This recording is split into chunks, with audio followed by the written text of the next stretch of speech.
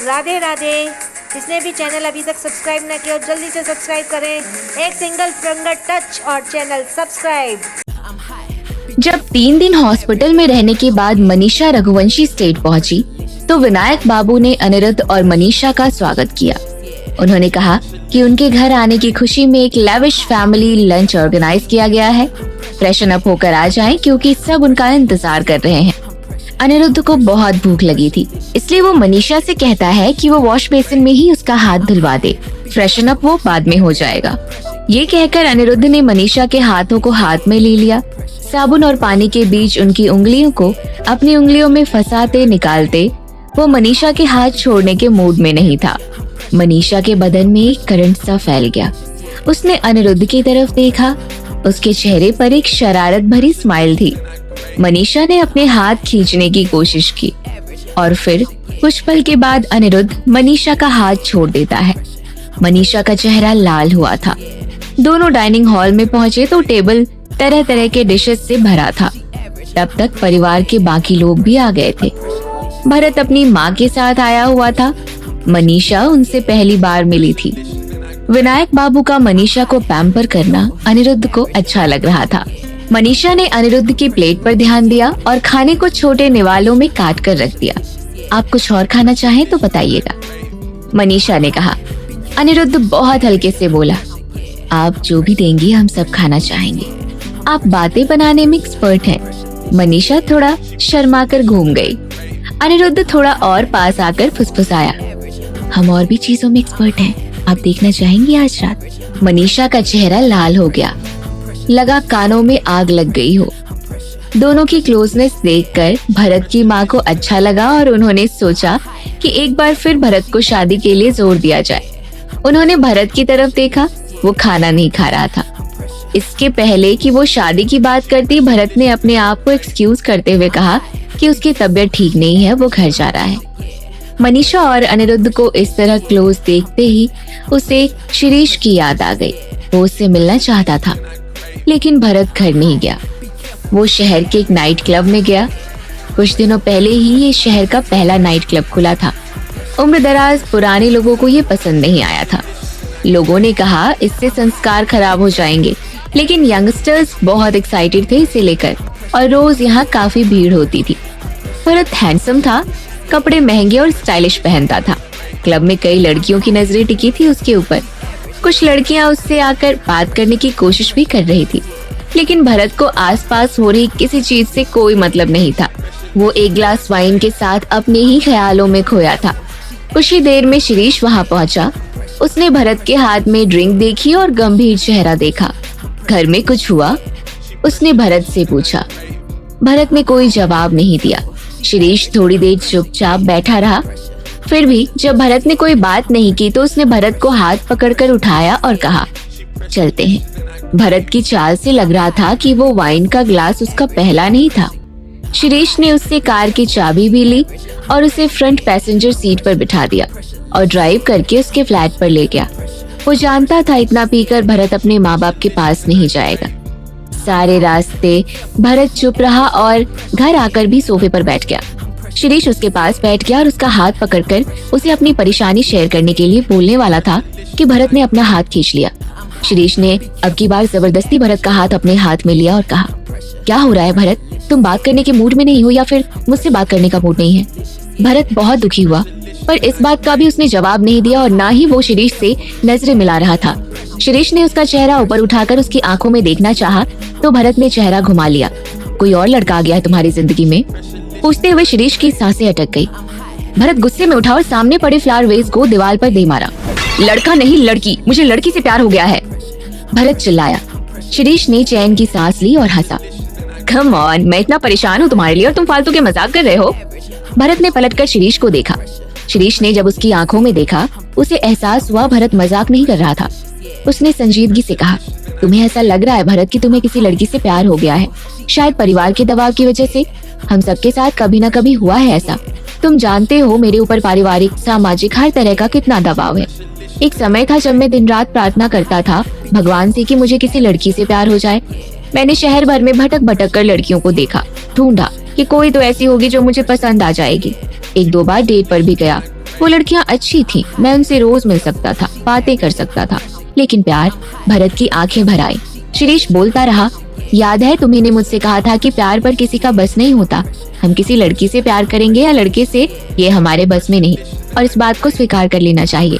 भरत ने शिरीष से नजरें मिलाते हुए कहा, मुझे याद है और मेरा अभी भी यही मानना है। शिरीष, मुझे नहीं पता ये कैसे हो गया, लेकिन सच है, I am in love with her. Shirish को लगा जैसे किसी ने उसे जोर से थप्पड़ लगा दिया हो। यहाँ सवाल ये नहीं था कि भरत को आखिर एक लड़की से प्यार होना मुमकिन था या नहीं। अगर भरत का विश्वास गलतफहमी भी थी तो भी उसका मतलब तो उनके अपने रिश्ते का अंत ही था। भरत अपने माँ बाप का लिहाज तो करता था, पर समाज की बहुत परवाह नहीं थी उसे। उसका अपने पार्टनर के साथ सेटल होने का प्लान था, चाहे यहाँ या विदेश में। शिरीष के पास अपने परिवार की और बहनों की जिम्मेदारियां थी। वो सपने देखने में विश्वास नहीं करता था, इसलिए उसने कभी फ्यूचर के प्लान्स नहीं बनाए। लेकिन आज यूं सब कुछ खत्म होता देखकर उसका मन टूट कर बिखर रहा था। वो लड़की है कौन? भरत कुछ नहीं बोला। शिरीष ने कुछ सोचते हुए हैरानी से पूछा, कहीं तुम मनीषा की बात तो नहीं कर रहे हो? भरत मुड़कर अपने बेडरूम में चला गया। लेकिन उसकी तो शादी भी हो चुकी है, शिरीष ने अपने आप से कहा। फिर उसे एहसास हुआ कि लड़की कोई भी हो फर्क नहीं पड़ता, क्योंकि उसके जिंदगी में तो नया मोड़ आ ही गया था। वो दरवाजा बंद करते हुए भरत के घर से चला गया। मनीषा सुबह के नाश्ते के तुरंत बाद अपने कमरे में जाकर निकलने की तैयारी करने लगी। अब 2 दिन उसे डॉक्टर हुड्डा के क्लिनिक जाना था। उसने पहले से ही डॉक्टर से बात कर ली थी अपनी फिजियोथेरेपी क्लासेस के लिए। तैयार होकर जैसे ही उसने कमरे का दरवाजा खोला, अनिरुद्ध मिल गया। मैं बाहर जा रही थी, आपको कोई काम हो तो बता दीजिए। मनीषा ने कहा, हम आपका बस थोड़ा सा समय लेंगे, हमारे साथ नीचे हॉल में आइए। मनीषा अनिरुद्ध को लेकर नीचे पहुंची तो वहाँ एक आदमी बैठा था, जो उनको देखते ही खड़ा हो गया। उसने बताया कि वो शहर के सबसे बड़े ज्वेलर के यहाँ से आया था। मनीषा को समझ में नहीं आया कि वो किस लिए आया था। फिर उसने कुछ छोटे ज्वेलरी के डब्बे निकाले और कहा, अनिरुद्ध बाबू ने कुछ अंगूठियां पसंद की थी आपके लिए, आप इनमें से देखकर पसंद कर लीजिए। उसने 3-4 डब्बे खोलकर मनीषा के सामने रख दिए। मनीषा ने ध्यान से एक एक करके सब अंगूठियों को देखा। सब एक दूसरे से अलग डिजाइन की थी, लेकिन सभी सुंदर थी। सब में बड़े बड़े हीरे लगे थे, कोई गोल्ड में थी तो कोई प्लैटिनम में। एक बात पक्की थी कि हर एक अंगूठी सुंदर थी और बेशक बहुत ही कीमती भी थी। मनीषा ने सोचा अनिरुद्ध ने उसके लिए वैसे ही बहुत महंगा डिजाइनर लहंगा ऑर्डर कर दिया था।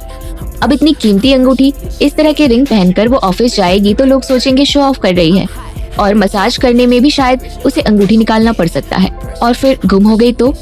वो अनिरुद्ध के बिल्कुल करीब जाकर बैठ गई और उसने धीरे से कहा, आप पहले ही मेरे लिए इतना कुछ खरीद चुके हैं, अब और कुछ लेने की क्या जरूरत है? और इतनी महंगी अंगूठी मैं कब पहनूंगी? आप जब हमारा इतना ख्याल रखती हैं, तो हम भी तो कुछ करना चाहते हैं आपके लिए, अनिरुद्ध ने कहा। फिर अनिरुद्ध ने उस आदमी से कहा कि वो रिंग्स की डिटेल्स दे। अगले 10 मिनट तक वो आदमी बोलता रहा। उसने हर अंगूठी की ऐसी बड़ाई की कि जैसे उससे अच्छी कोई बनी ही नहीं। फिर अंत में उसने उस अंगूठी के बारे में बताया जिसका एक नाम भी था, वन लव, इकलौता प्यार। मनीषा हैरान थी। उस मैनेजर ने बताया कि ये अपने आप में अनूठी अंगूठी थी। इसको खरीदने के लिए आईडी प्रूफ देना जरूरी था, इसलिए एक आदमी इस अंगूठी को जिंदगी में एक ही बार खरीद सकता था। अंगूठी में पीछे उन 2 लोगों के नाम लिखे होंगे जिनके प्यार का ये प्रतीक होगा। मनीषा अब समझ गई कि वन लव अंगूठी दरअसल ये वादा था कि इसे लेने वाले जिंदगी भर उसे एक इंसान से ही प्यार करेंगे। हम यही अंगूठी लेना चाहेंगे, अनिरुद्ध बोला। मनीषा चौंक गई। उसने अनिरुद्ध की तरफ देखा, वो संजीदा था। मनीषा को समझ में नहीं आया वो ये अंगूठी क्यों लेना चाहता था। वो दोनों प्रेमी तो नहीं थे, एक समझौते के तहत उन्होंने शादी की थी। कहीं अनिरुद्ध को ये तो नहीं लग रहा था कि अपनी पत्नी को इस तरह का वादा करना उनकी ड्यूटी थी। मुबारक हो मिसेस रघुवंशी, मानना पड़ेगा कि अनिरुद्ध बाबू आपका बहुत ख्याल करते हैं। सबसे बढ़िया चीज चुनी है उन्होंने आपके लिए। मनीषा जानती थी कि वो तो आमदनी देखकर बातें बना रहा था। एक पल के लिए उसे अच्छा जरूर लगा कि अनिरुद्ध ने वो अंगूठी चुनी उसके लिए, लेकिन दूसरे ही पल दिमाग में कहा कि इसमें जरूरत से ज्यादा इमोशनल नहीं होना चाहिए।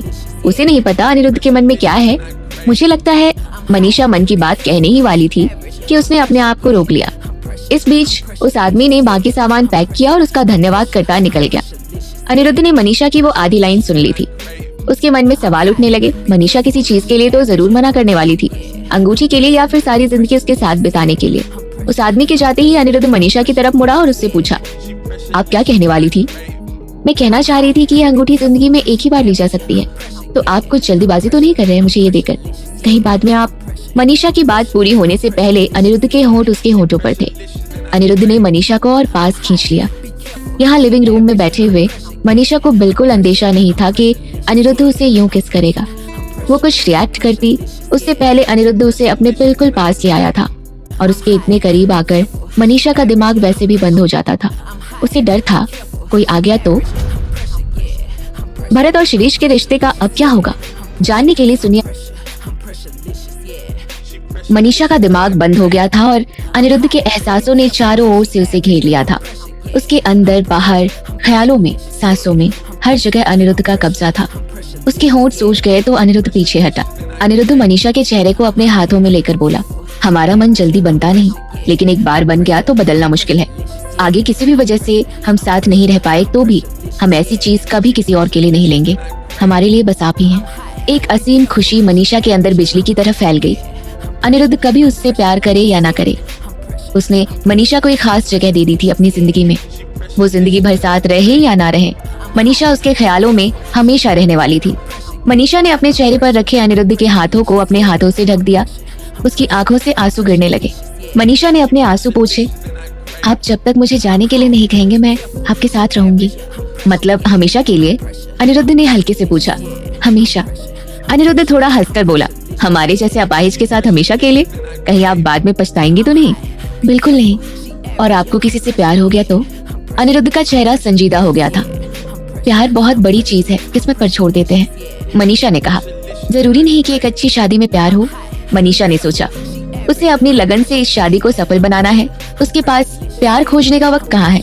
मनीषा के जवाब पर अनिरुद्ध के चेहरे पर कुछ नाजुक सा जज्बा दिखाई दिया। अनिरुद्ध ने पूछा, अगर हम अपाहिज नहीं होते तो क्या आप हमसे प्यार करती? मनीषा ने तुरंत जवाब नहीं दिया। उसने अनिरुद्ध को देखा। मनीषा के सामने एक बहुत सुंदर चेहरा तो था ही, लेकिन उससे कहीं बड़ी चीज थी अनिरुद्ध का स्वभाव, मनीषा के साथ उसका बर्ताव।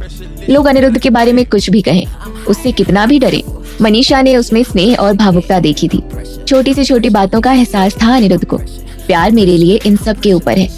प्यार का संबंध तन से नहीं मन से बनता है। अनिरुद्ध के चेहरे पर खुशी और चमक फैल गई और उसने कहा, हमें याद है आपको बाहर जाना था, अब हम और देर नहीं कराएंगे। जाइए, ड्राइवर आपको लेकर जाएगा। अनिरुद्ध की आवाज में इतना स्नेह था, मनीषा को लग रहा था जैसे वो कोई लाडली राजकुमारी हो। आपका क्या प्लान है आज? उसने अनिरुद्ध से पूछा। बीवी को पूछताछ की आदत लगा देते हैं, अनिरुद्ध ने चिढ़ाते हुए कहा। थोड़ी देर में ऑफिस जाएंगे, आप अपना ख्याल रखिएगा। कहकर मनीषा जल्दी से निकल गई। अनिरुद्ध मुस्कुरा रहा था। कार की तरफ बढ़ते हुए मनीषा का चेहरा अभी भी लाल था। सारे रास्ते वो अनिरुद्ध के सवाल के बारे में सोच रही थी कि क्या उसे अनिरुद्ध से प्यार हो सकता था। उसने अनिरुद्ध को जवाब ईमानदारी से तो दिया था, पर पूरा नहीं दिया था। उसने ये नहीं बताया कि व्हीलचेयर पर होने के बावजूद भी कितना आकर्षण था उसमें। चलते फिरते आंखों वाले इंसानों से कहीं ज्यादा संवेदनशील, सेंसिटिव था वो। उसने आज तक अनिरुद्ध के जैसा इंसान नहीं देखा था। इतने में क्लिनिक आ गया। अंदर डॉक्टर हुड्डा ने उसे देखा तो हंसकर कहा, पहले तो तुमने इतनी जिद की फिजियोथेरेपी सीखने की, फिर आना ही बंद कर दिया। लगता है तुम्हें दिलचस्पी नहीं रही। मनीषा ने माफी मांगते हुए कहा। एक्सीडेंट के बारे में बताया। मनीषा ने फिर अपने सर की तरफ इशारा किया। डॉक्टर हुड्डा आगे बढ़े और मनीषा की चोट का मुआयना किया। इतने में एक पेशेंट आ गया। डॉक्टर हुड्डा ने मनीषा को समझाया कि आज उसे अच्छे से ऑब्जर्व करना है, उसकी हर बात पर ध्यान देना है, पेशेंट कैसे रिएक्ट करता है, कितना प्रेशर लगाना है। इस तरह वो हर जरूरी चीजों को 2 बार समझते हैं ताकि मनीषा को समझ में आ जाए और वह याद रखे। मनीषा बीच बीच में कुछ चीजों का वीडियो भी बनाती रही ताकि घर लौटने पर वो उन्हें फिर से देख सके और प्रैक्टिस कर पाए।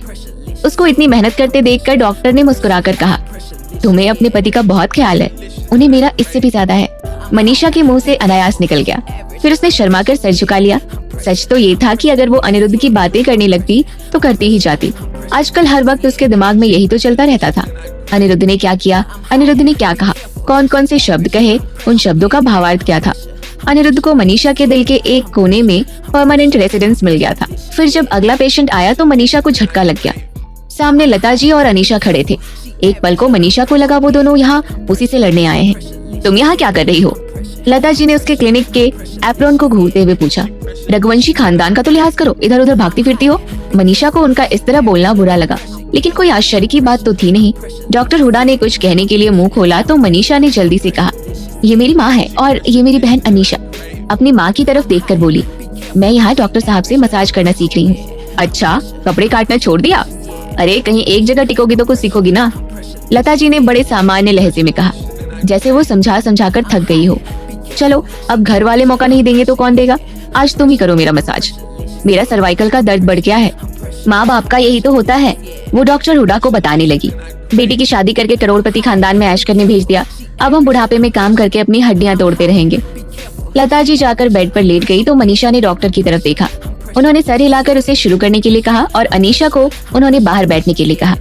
मनीषा ने डरते डरते मसाज शुरू किया और उसके हाथ लगाते ही लता जी चिल्लाई, अरे भाई मसाज करना है, प्राण नहीं निकालना है। मनीषा ने और हल्के हाथों से करना शुरू किया। अब हाथ तो लगाओ या नजरों से ही मसाज कर दोगी। मनीषा जानती थी लता जी क्या ड्रामा कर रही थी, लेकिन वो डॉक्टर से कुछ नहीं कह सकती थी। उसे शर्म आ रही थी कि डॉक्टर क्या सोचेंगे, उसने अभी तक कुछ नहीं सीखा। मनीषा ने अब बहुत ध्यान से दूसरे प्रेशर पॉइंट पर शुरू किया। लता जी इतनी जोर से चिल्लाई कि मनीषा डर के पीछे हट गई। उसने डॉक्टर की तरफ देखा। वो आगे बढ़े देखने के लिए कि परेशानी क्या हुई है। तब तक अनीशा दरवाजे को धक्का मारते हुए अंदर घुस गई और कहा, क्या कर रही हो तुम मम्मी के साथ? उनको पता नहीं क्या सूझी थी जो तुमसे मसाज कराने लगी। डॉक्टर हुड्डा लता जी को चेक कर चुके थे। उन्हें समझ में आ गया था कि बात कुछ और ही थी यहाँ। मनीषा के जवाब ना देने से अनीशा का गुस्सा और बढ़ता जा रहा था। वो बढ़कर मनीषा के करीब आ गई। तुमने जानबूझकर मम्मी के साथ ऐसा किया, उनको कुछ हुआ तो मैं तुम्हें मार डालूंगी। अनीशा का इरादा बहुत अच्छा नहीं दिख रहा था। वो बस मौके की तलाश में थी। डॉक्टर हुड्डा उसके सामने तो आकर खड़े हो गए और कहा, आप लोगों का बर्ताव मेरे क्लिनिक के रूल्स के खिलाफ जा रहा है। आप दोनों इसी वक्त यहाँ से जाएं और आगे किसी दूसरे डॉक्टर से कंसल्ट करें। माँ बेटी भनभनाती हुई वहाँ से चली गई। उसके जाने के बाद मनीषा ने डॉक्टर से उनके बर्ताव के लिए माफी मांगी। माहौल ठीक करने के लिए डॉक्टर साहब ने कहा, मैं तुम्हें एक्यूपंक्चर के तरीके भी सिखाऊंगा जिससे अनिरुद्ध को बहुत फायदा होगा, लेकिन मुझे एक बार अनिरुद्ध को चेक करना पड़ेगा। डॉक्टर हुड्डा ऐसा कुछ भी नहीं कहना चाहते थे जिससे मनीषा की उम्मीदें बहुत बढ़ जाएं और बाद में उसे निराश होना पड़े। लेकिन मनीषा भी ऐसी लड़की थी जो छोटी से छोटी उम्मीद के सहारे जंग लड़ने को तैयार थी। डॉक्टर हुड्डा मनीषा का जोश देखकर हैरान थे। डॉक्टर हुड्डा ने मनीषा को कोई गारंटी नहीं दी थी, लेकिन फौरन उसकी ट्रेनिंग शुरू कर दी। सारा दिन वो एक्यूपंक्चर पॉइंट्स के बारे में बताते और समझाते रहते। मनीषा का ध्यान पूरी तरह इसी में लगा रहा और कब शाम हो गई पता नहीं चला। घर लौटते हुए मनीषा बहुत खुश थी। आगे के लिए उसके मन में उम्मीदें थी। उसे विश्वास था कि एक्यूपंक्चर से अनिरुद्ध को जरूर फायदा होगा। बस किसी तरह अनिरुद्ध को मनाकर क्लिनिक तक लाना होगा। रात के खाने के बाद मनीषा अनिरुद्ध को स्टडी में ले गई। वहाँ अनिरुद्ध के साथ साथ मनीषा भी पढ़ने बैठ गई। कुछ देर तक मसाज की किताब पढ़ने के बाद उसकी गर्दन में दर्द हुआ तो उसने अपने सर को दाएं बाएं घुमाया। घुमाते हुए उसकी नजर अनिरुद्ध पर पड़ी। रीडिंग लैंप की रोशनी में उसका चेहरा तराशी हुई मूर्ति की तरह चमक रहा था। चेहरे का आकार, नाक, भौहें, माथा सब कुछ बहुत सधा हुआ और सुंदर था। अनिरुद्ध की आंखें स्याह रात की तरह काली और शांत थी। देखते देखते मनीषा का मन हुआ कि वो अनिरुद्ध के चेहरे को छूकर देखे। इच्छा इतनी प्रबल थी कि बिना अनिरुद्ध के चेहरे से नजर हटाए मनीषा उसकी तरफ बढ़ती चली गई। उसने अनिरुद्ध को छूने के लिए हाथ बढ़ाया और जब उसका हाथ चेहरे से सिर्फ कुछ सेंटीमीटर की दूरी पर था तो अनिरुद्ध बोला, मनीषा। मनीषा चौंक गई और उसका हाथ वहीं रुक गया। अगले पल अनिरुद्ध ने अपना हाथ उठाकर मनीषा के हाथों को अपने चेहरे से चिपका लिया। अब मनीषा के हाथ को एक तरफ से अनिरुद्ध के चेहरे की और दूसरी तरफ से उसके हाथ की गर्माहट मिल रही थी।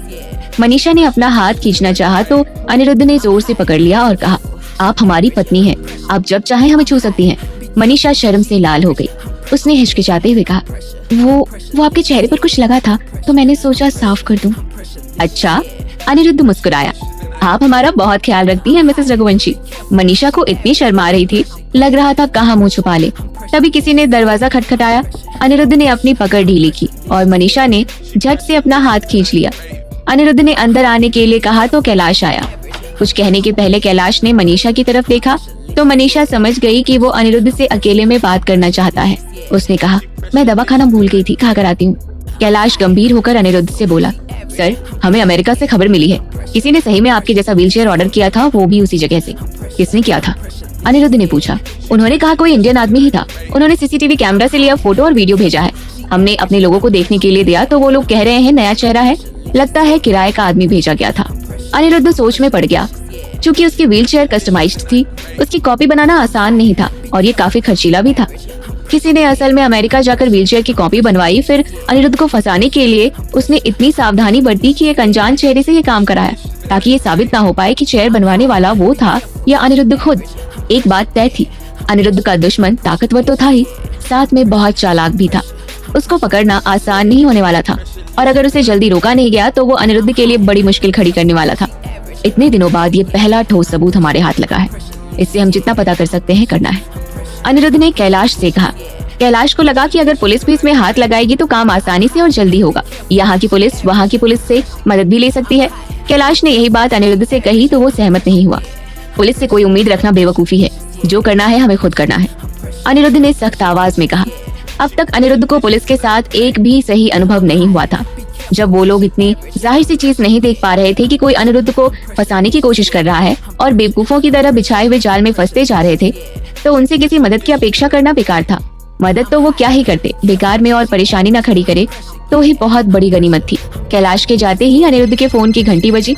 उसने उठाया तो सामने की तरफ से आवाज आई, स्विमिंग पूल में जिसकी मौत हुई वो मालती नहीं थी। फिर कौन था? अनिरुद्ध ने पूछा। कोई दूसरी औरत थी। उसने कोई ऐसी दवा ली थी जिससे उसकी धड़कनें लगभग गायब हो गई थी। बाद में मॉर्ग में अपनी जगह दूसरी लाश को रखकर वो भाग गई। अनिरुद्ध के गुस्से का ठिकाना नहीं था। दुश्मन ने हर जगह बहुत सोच समझकर चालाकी से काम किया था। कोई तुम्हें फंसाना चाहता है, सावधान रहना। शुक्रिया, अनिरुद्ध बोला। कौन था जो अनिरुद्ध के पीछे पड़ा था और क्यों? मनीषा नीचे हॉल में बैठी थी। जब उसने देखा कि कैलाश वापस जा रहा है तो वो वापस स्टडी में चली गई। हिम्मत जुटाकर मनीषा ने धीरे से कहा, आपके पास थोड़ा समय हो तो मेरे साथ डॉक्टर हुड्डा को दिखाने क्लिनिक चलेंगे? अनिरुद्ध का चेहरा थोड़ा उतर गया। हम पहले ही दुनिया भर के डॉक्टर को दिखा चुके हैं। डॉक्टर हुड्डा को दिखाकर क्या होगा? मनीषा ने हार नहीं मानी और कहा, लेकिन डॉक्टर ने आपको ये भी तो कहा था कि मसाज से आपको फायदा हो सकता है। मसाज तो हम ही कर रहे हैं। मनीषा को लगा अनिरुद्ध ऐसे नहीं मानने वाला। उसने अपना आखिरी अस्त्र चलाया। आप मेरे लिए चल लीजिए, बस एक बार। अच्छा ठीक है, हम चलेंगे आपके साथ, अनिरुद्ध ने कहा। मनीषा उछल पड़ी। उसने खुशी में अनिरुद्ध का गाल चूम लिया। दोनों चौंक गए। फिर अनिरुद्ध ने मुस्कुराकर अपने होठों की तरफ इशारा किया। अगली बार यहाँ। मनीषा पानी पानी हो गई और फौरन स्टडी से बेडरूम में भाग गई। सोने से पहले मनीषा ने स्टडी में जाकर अनिरुद्ध के पैरों का मसाज किया। मसाज करते हुए उसे फिर ऐसा लगा जैसे अनिरुद्ध का पैर हिला। आपने देखा, आपका पैर हिला, मनीषा ने कहा। हमें तो ऐसा नहीं लगा। मनीषा हैरान हो गई। तो क्या उससे फिर से गलतफहमी हुई? लेकिन ऐसा कैसे हो सकता था? एक बार किसी को गलतफहमी हो सकती थी, लेकिन बार बार तो नहीं। और ऐसा भी नहीं था कि उसकी आंखों में कोई खराबी हो। फिर क्या हो रहा था? मनीषा ने सोचा ऐसा भी हो सकता था कि अनिरुद्ध के पैरों में थोड़ी थोड़ी हरकत आ रही थी, पर उसे इसका एहसास नहीं हो रहा था। मनीषा मना रही थी कि ऐसा ही हो। वो चाहती थी कि अब जल्दी से जल्दी डॉक्टर हुड्डा अनिरुद्ध को देख ले। मसाज के बाद मनीषा सो गई। नींद में उसे अपने चेहरे पर कुछ अजीब एहसास हुआ और उसकी नींद खुली। अपने चेहरे के ऊपर उसने फिर वही नकाबपोश देखा। उसने अपना चेहरा दूसरी तरफ घुमा लिया और उस आदमी को हटाने की कोशिश की। मनीषा ने अपने हाथों से उसे बहुत मारा, लेकिन हर बार की तरह उस आदमी को कोई फर्क नहीं पड़ा। बस मनीषा के हाथ थक गए। मनीषा को याद आया पिछली बार क्या हुआ था। उसने सबूत जुटाने के लिए इस आदमी को जो मनाया करने दिया था, गलती से उसने सबूत बचाया नहीं और सारी मेहनत बेकार चली गई। मनीषा को एहसास हुआ कि वो अपने आप को बचा तो वैसे भी नहीं पाती थी, कम से कम सबूत इकट्ठा करने की एक और कोशिश कर सकती थी। उसने अपने आप को तैयार किया। उस आदमी को धक्का देने के बजाय उसने दोनों हाथ उसके गले में डाल दिए। वो आदमी हैरानी में रुक गया। मनीषा ने उसे अब अपनी तरफ खींचा। मनीषा की हरकतों से उस आदमी की उत्तेजना और बढ़ गई। मनीषा ने अपनी मुट्ठी भींच ली। उसके नाखून उसकी हथेली में चुभते गए, लेकिन अपने ही शरीर की प्रतिक्रिया को रोक नहीं पाई। लेकिन अंत में वो बेहोश नहीं हुई। उसने सिर्फ होश खोने का नाटक किया। मनीषा को नहीं पता था वो अब क्या करेगा या कितनी देर उस कमरे में रहेगा। वो आंखें बंद करके लेटी रही। उस आदमी ने बहुत हल्के, बहुत प्यार से उसके चेहरे पर किस किया। फिर धीरे से उठकर जैसे उसे जगाना नहीं चाहता हो, बाथरूम में चला गया। शॉट चलने की आवाज आई तो मनीषा झट से उठी। उसने जल्दी जल्दी अपने नीचे के चादर को हटाया और उसे बेड के नीचे छुपा दिया। फिर वैसा ही दूसरा चादर लेकर बिछा दिया और वापस पहले जैसी लेट गई। जब वो आदमी बाथरूम से बाहर आया, उसने मनीषा को हल्के से छूकर देखा। वो नहीं उठी तो उसे गोद में उठाकर बाथरूम ले गया। वहाँ उसने मनीषा को धीरे से बिठा दिया। मनीषा ने बहुत हल्के से पलके उठाकर देखने की कोशिश की। उस आदमी ने गर्म और ठंडा पानी मिलाकर हाथों से पानी का तापमान चेक किया और उसमें तौलिए को भिगोया। मनीषा को उसकी कलाई पर कटने के निशान दिखाई दिए, जहाँ उसने कभी उसे चाकू से मारा था। उसको अपनी ओर मुड़ता देख मनीषा ने जल्दी से आंखें बंद कर ली। उस आदमी ने फिर गर्म पानी में भीगे तौलिए से मनीषा का चेहरा, हाथ और पैर पोंछा, जैसे वो कोई कोमल बच्ची हो। इसके बाद उसने मनीषा को लाकर बेड पर लिटाया। फिर हल्के से उसका माथा चूमा और चला गया। उसके जाने के बाद मनीषा उठी और बेड के नीचे पड़े चादर को एक प्लास्टिक बैग में डालकर अलमारी में छुपा दिया। उसके बाद लेटे हुए वो सोचने लगी, उस आदमी के बर्ताव में कितना फर्क आ गया था। वो सब कुछ इतने ख्याल के साथ, इतने प्यार से क्यों कर रहा था। मनीषा को अनिरुद्ध की याद आई और मन में एक ख्वाहिश की लहर की तरह उठी। काश वो आदमी अनिरुद्ध ही होता। सुबह मनीषा उठी तो देखा अनिरुद्ध उसके बाल सहला रहा था। गुड मॉर्निंग, अनिरुद्ध मुस्कुराकर बोला। हम ऑफिस के लिए निकल रहे हैं, आज आप क्या करने वाली हैं? मनीषा आधी नींद में थी, बोलने ही वाली थी कि हॉस्पिटल जाएगी। इन वक्त पर उसने खुद को संभाल लिया और कहा कि वो इनाया से मिलने जाएगी। ठीक है। अनिरुद्ध चला गया तो मनीषा ने उठकर स्पाई कैम का वीडियो कॉपी किया और छुपाए हुए बेडशीट का अपना हिस्सा काटकर अलग कर लिया। फिर उसने इनाया को फोन लगाया। फोन लगते ही बिना इधर उधर की बात किए मनीषा बोली, तुमने कहा था ना सबूत के लिए डीएनए टेस्ट का होना जरूरी है। मुझे लगता है अब हमें सबूत मिल जाएगा, लेकिन टेस्ट के लिए कहाँ जाएंगे?